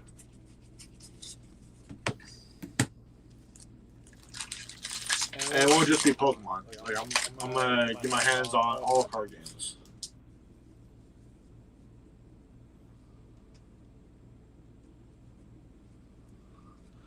Well, the online's still there. They're gonna start doing the new Pokemon TCG Live, is what they're calling it. But I think there's gonna be some vast improvements on the GUI system they haven't done for years. Oh, Mikey Godzilla. And I definitely agree with you. The second box was hot. Third box and the first box were like really hot. And it's like each box we go down, we got more hits. But the high rarity hits we're trying to hit, not so yet. I have not hit the main alternate art raid yet. Not yet at all. I'm trying to. I'm hoping that we do. I'll see what happens. I am definitely building that Leaf Round deck. I've been pulling those hypers.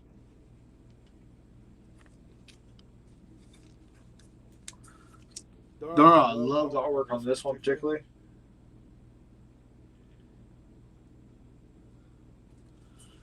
Have you? What's the players scene there? Is it like 10 or 20 people? How many people have been showing up to those shops down there? I think you said it was like an hour away from where you're at. Oh gosh, I pulled the car border. This is the first VMAX one I've seen. I know people were mad about this. I think they saw the ability. They're like, "Oh my god, it's gonna turn off abilities," and it doesn't. It's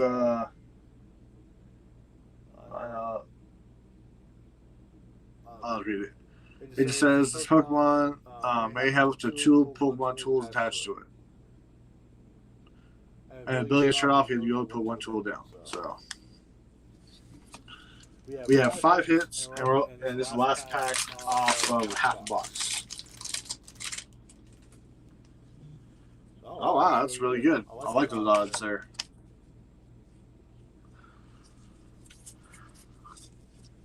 Okay, guys, I have half box left. We have hit 5 hits. This is actually a decent box. I know people are not giving Gyarados credit. I don't like the fact that it's 3 energies for 120 and discard energy. But I do feel that Gyarados VMAX is going to be a very interesting deck because you could nerf energies. And in this format, nerf energies is a big plus to me.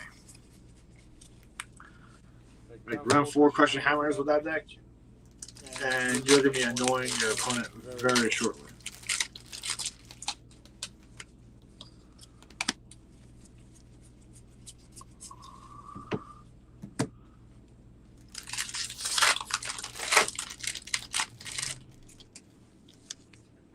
Got a white code.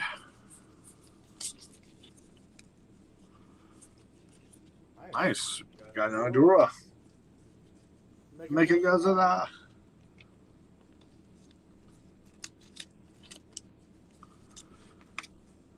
I'll put you right there. Fantastic. So we did get 6 hits in the box. I'm hoping it's not all green afterwards. I don't even know if we have locals here in Phoenix. So my understanding of what's happening right now is there's no locals happening at all, but Pokemon did announce on the website, which I mentioned earlier, that Japan is going to start doing tournaments, and they have like 4 main tournaments they're going to start up, and other countries are going to start following suit. And the prizes, they're going back to like Battle City time. So if you guys never played when I played Battle City or City Battle tournaments, they're giving out the trophy cards now. So it's like 2008, they had like a third, second, and first place trophy card with Pikachu on there. So I think they're going to go back into that now, which is cool because I was a huge fan of that era. And there's your Zoroarks. Got the Darks.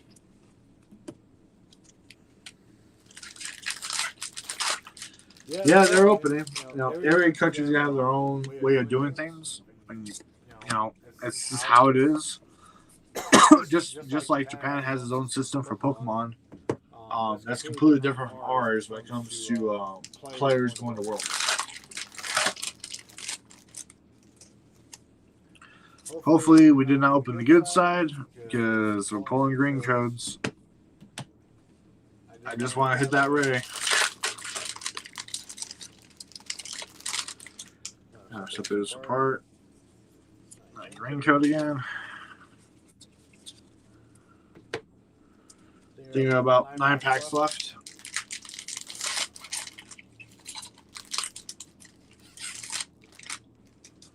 Yeah, all but the Rainbow Ray. Yeah, we're all in kind of the same boat right now, man. Ooh, got that jump left. I'm not happy that this box has a lot of Raichus and Jumplos because my last case did not.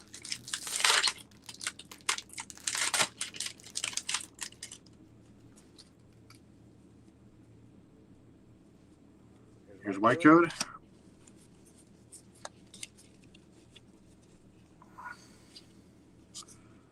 Huh, that's interesting. Got Bagon and Solomon's both the same.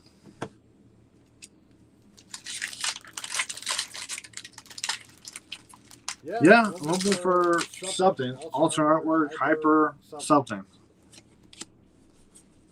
Here's a white code.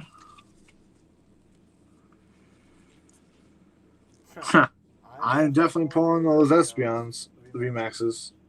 So that is a full art.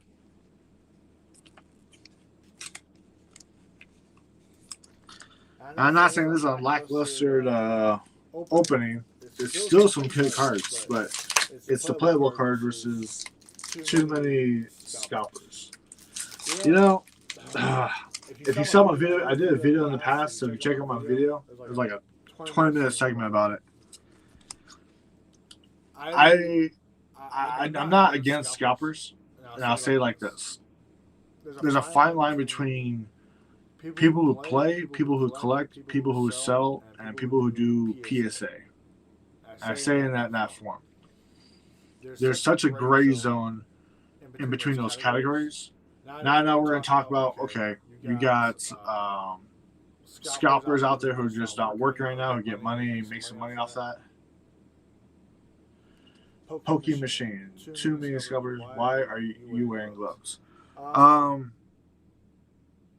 always a fan of wearing gloves, playing Pokemon since COVID. And I keep my cards clean at the same time as I'm playing with people.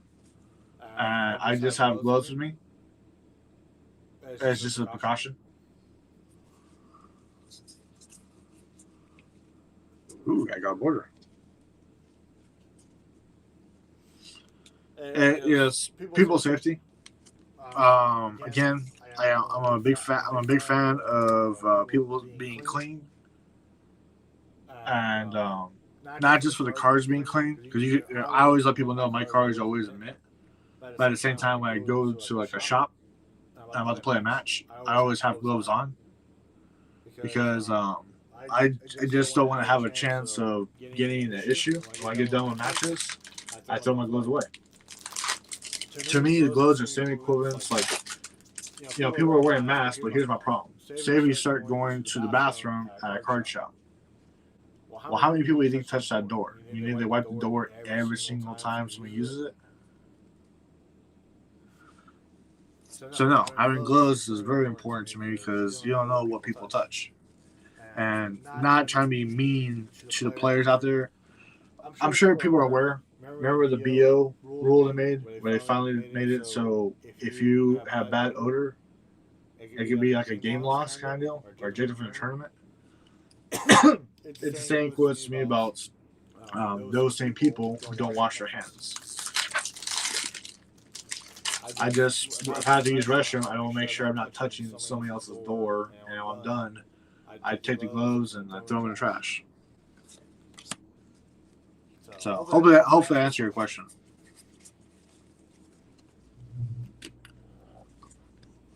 Also, like some videos, people like to show the reaction of themselves when opening cards. I don't like showing myself in videos, only because I want the video to be about the cards, not about the person. So everybody who does those like shocking fake faces, like, oh, I just opened up a card and that's their thumbnail, I think it's stupid. I mean, a grown man is trying to make himself look like kiddish to do that. No one does that reaction. Unless you win the jackpot. No one really does that kind of reaction.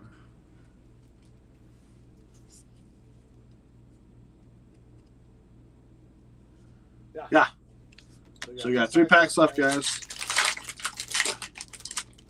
And we're hitting just about the same time, too. I'm glad. Green code. I think this box was a dud on the half side.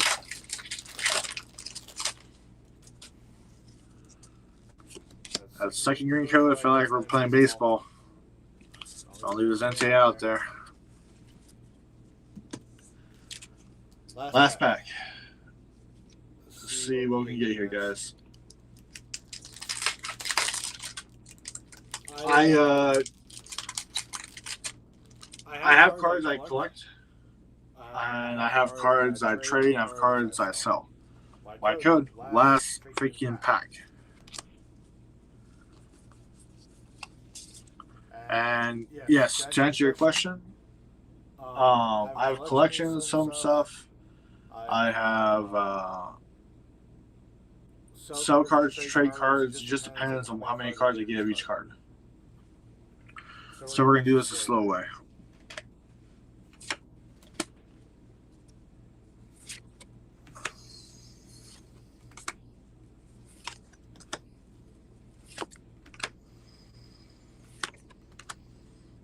Hopefully it's not done. And got Dream Ball and the Dragon V. Well, you know what? It's a hit. I want to count it.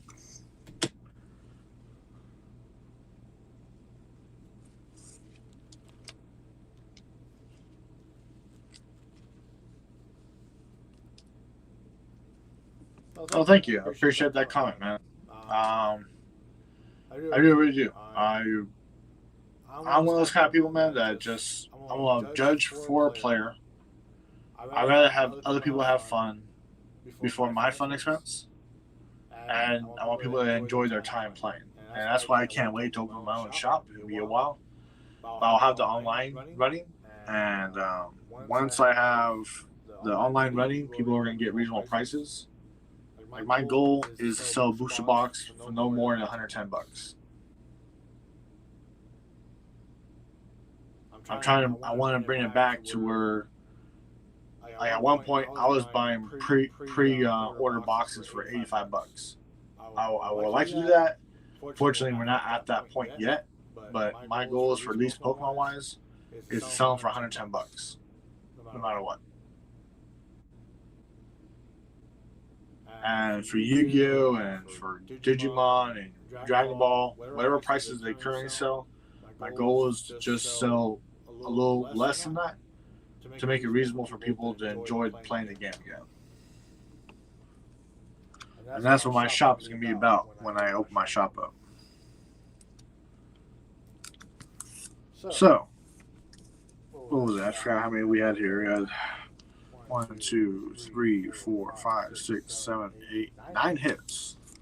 So we're going to just do a little recap, and I'll do my drawing. So the first set here,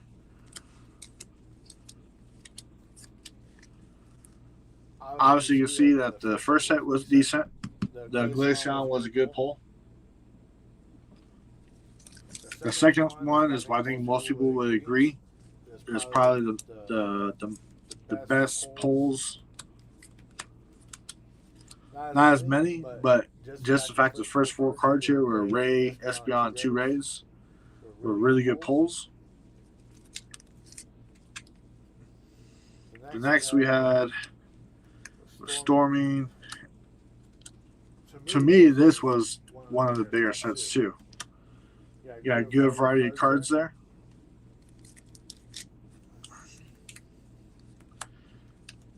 This set, oh yeah, this was also pretty up there as well. This is probably one that had the most cards, and we had pretty good hits, especially that Ray right here. That was a really good hit.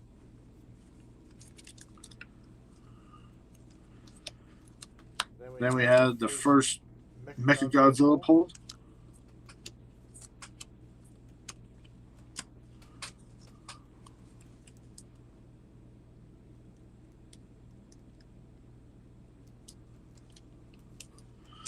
Last set, or last box. So that gives you guys an idea of what's been pulled so far. And in this case, I do have 2 cases left. I've been deciding about just opening up solely or maybe do another video. I'm not sure yet. I'm going to decide because I guess some people are interested in buying some of those boxes too. So I'm trying to give them the... Again, I'm always trying to help players out before I help myself, in a sense. And that's one reason why I really wanted to get online and have my shop open up. So, for those guys who weren't here earlier, in the newer video, I got 4 of the Pokemon Elite Trainer boxes. Just letting you guys know. I'll be opening those up in a new video. Or let me ask you, should I open this up right now? What do you guys think?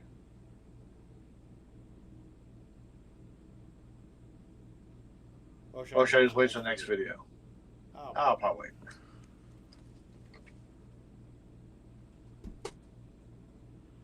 I see a yes. You want me to open this up? Okay.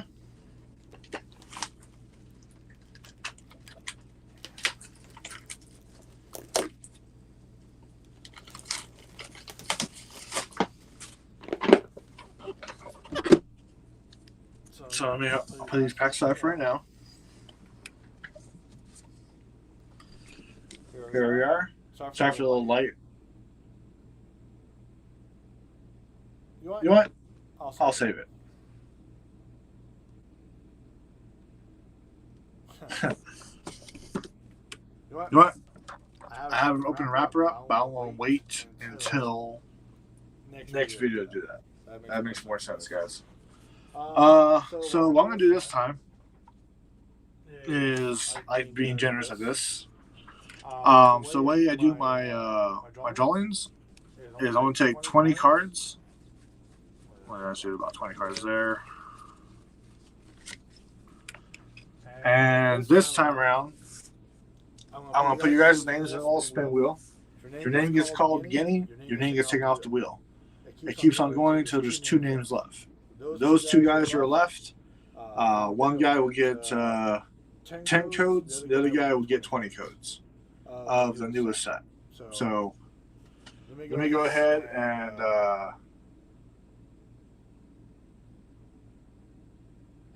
sorry about that, man. It made more sense what people were saying, though. So give me 1 second, guys. I'm currently looking at the list of all the people who are here.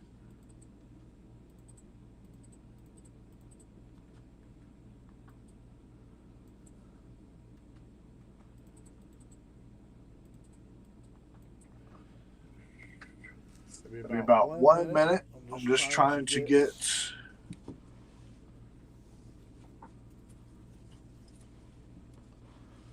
things set up so I can type people's names in. Okay, so if you guys can you guys say the word hi? That is how to go through everybody's list, and I'll start adding people who put the word hi or hello. I got Darian.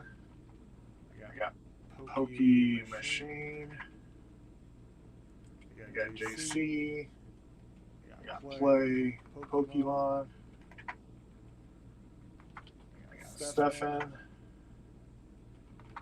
Fabulous. Who else is here? I got Ernesto.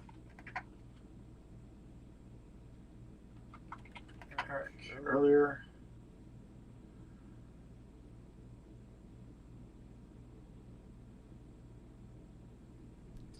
Who else is here? I'm just going back really quick to see who all been here.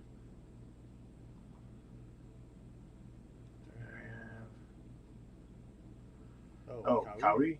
Nope. You're here. Nam was here.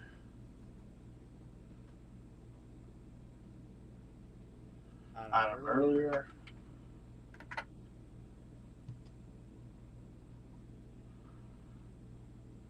I'm just going to my list of people who I knew straight right away who couldn't be here, but are trying to show support. I think that's it. Okay, so yes, I got you, Darian. I got you, Play. I got you, Fabulous. So I'm going to show you guys my display so you guys know what's going on. Give me a second. Okay. If you guys can see my wheel, tell me if you don't see your name on the wheel.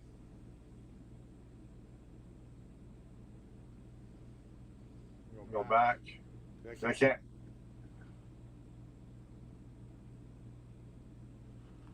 Go back here. Hold on.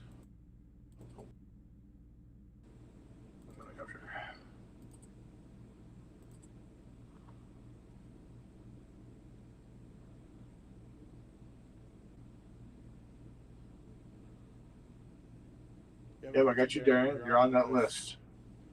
Okay, guys. So what I'm going to do is we're going to spin this wheel. I'll go back and forth between the chat room. So I got everybody who participated. And like I said, if your name gets called beginning, you're removed from the wheel, and we keep on going, okay? You guys zoomed up a little more. Ernesto, you get removed, man.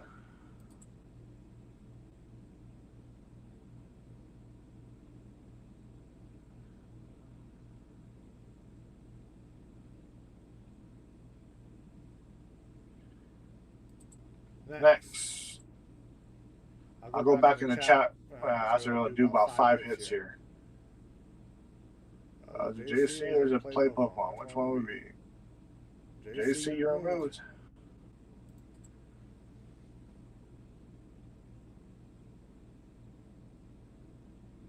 Oh, and Kawi got ejected.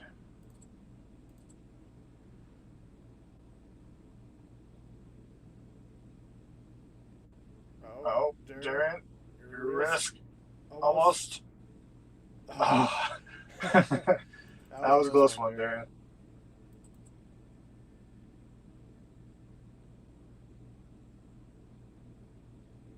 Oh, Pokemon Machine, play Pokemon. Pokemon Machine eliminated.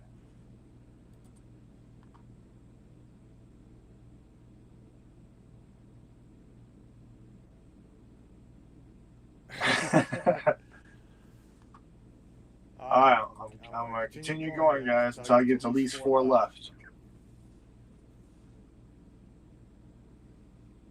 Oh no. Ignon just got ejected. We got 5 left. Oof. This is the next one. Looks like it's going to be Fabulous. Okay, guys. I'm down to 4 left. And I told you the first 2 places are gonna receive code cards. Okay.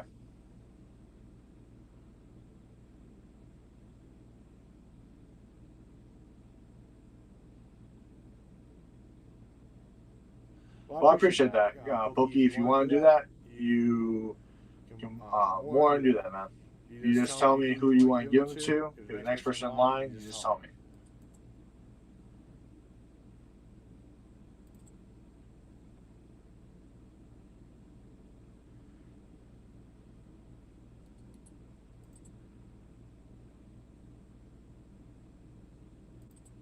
So now we got Darian, Stefan, and Pokey.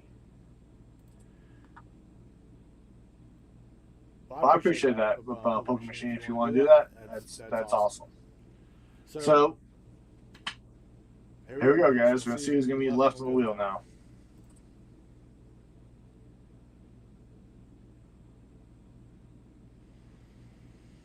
Is it?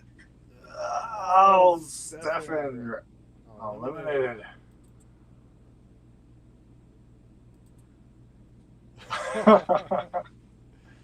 Oh, yeah, it's getting so much fun. So now we come down to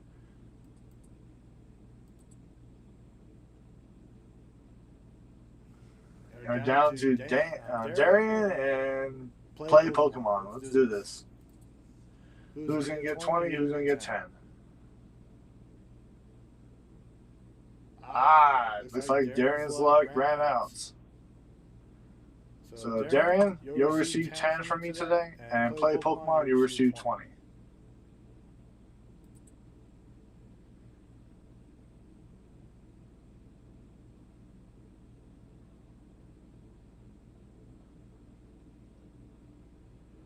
So play Pokemon, congrats. Second round, let's go.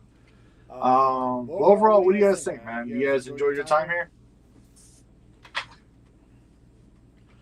You're welcome, Darren. Like I said, I always want to try to give some little things back.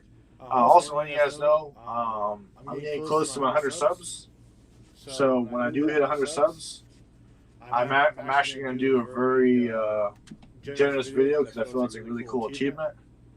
If I can get to 100 subs, I am going to be offering a booster box as a prize for my spin wheel.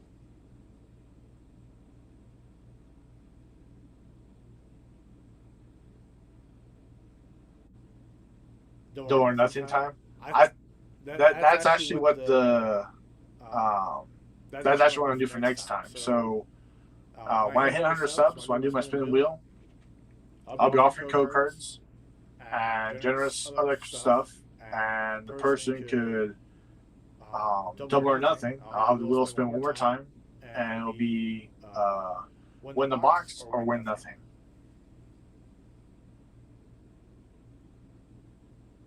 So I think it'd be a fun way of entertainment.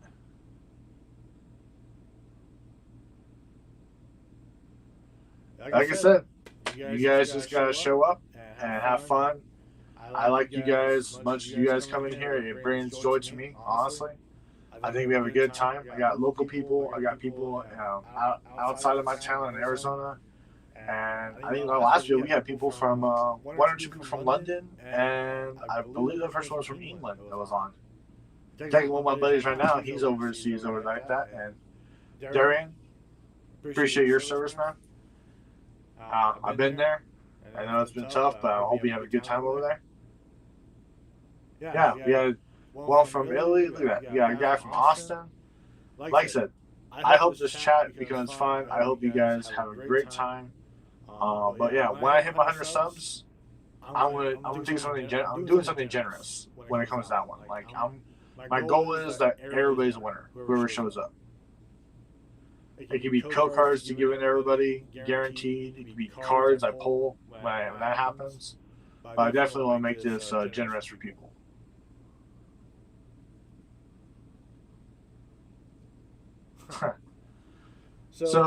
But anyways, I hope you guys had a good time. Like I said, I will contact you guys later on today for the 1-2-1. Don't forget to leave a like and subscribe for those who are new to this. And if you have friends or family that'd like to watch and join, tell them to get on board and join. the more the merrier. That's how I always look at it. Can't pay for my plane ticket. Oh man. No, we'll go crazy on that one yet, but I definitely in the future when Pokemon picks back up. Do I have Discord? Yes, actually I do have a Discord. I have a channel. It's called TheProfessorBubbles. I haven't used Discord yet, like an interface. So I've been using YouTube. I have some friends that ask me if I want to use Twitch or use Discord. Again, I do have Discord. I just haven't had time to sit down. Put it in the chat, please. Okay. Yeah. The next video I'll put that in the chat Poké Machine. That way I can have people. I have the interface with that as well as the chat. The reason why I'm using YouTube right now is because I bought a new monitor on Amazon. I have two 49-inch curved monitors that are coming in. So it'll give me roughly six 16-inch screens to play with, so I can have like video, the spin wheel. I can have everything set up how I want to set up. I'm a big game fan, especially Nintendo Switch. For those who don't know about me, I did my sport overseas. I have finished my master's. May I finished my PhD in computer engineering, and I've done well for myself for things I have over time. So Pokemon's always been my passion. My family has always been supportive of Pokemon, especially my mom and my dad. My dad passed away in February, which our plans were open a shop together. And my mom's always been a big support, and that's the reason why I named my business My Mom's Basement. Because anybody who's ever come over to my house, they feel like family. And that's how I want the shop to be. So once I have the physical shop open up, I'm not going to have a single person that will ever say the shop is bad.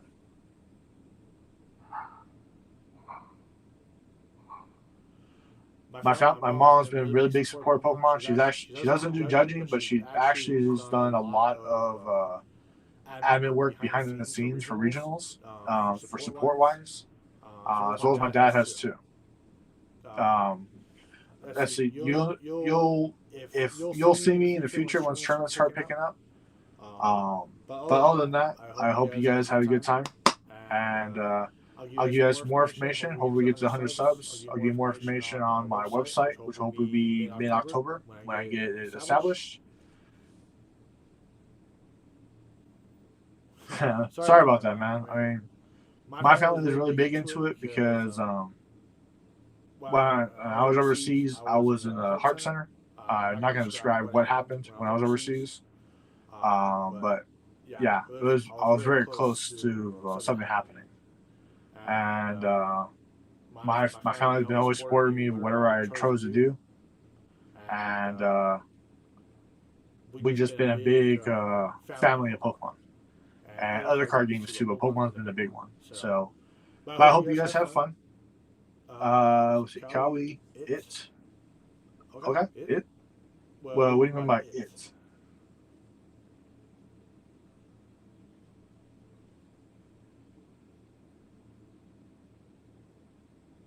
Oh, okay, so translator. But if you guys have any other questions, please tell me now. If I'll wait for a minute. If not, I hope all you guys had a good time. So I'll wait for a couple seconds here, and if you guys have, I figured we were going by that route right now. So at this point, guys, unless you guys have any more questions, I'm going to end this stream. My family said I gotta pay for Pokemon with my own money. Any takers?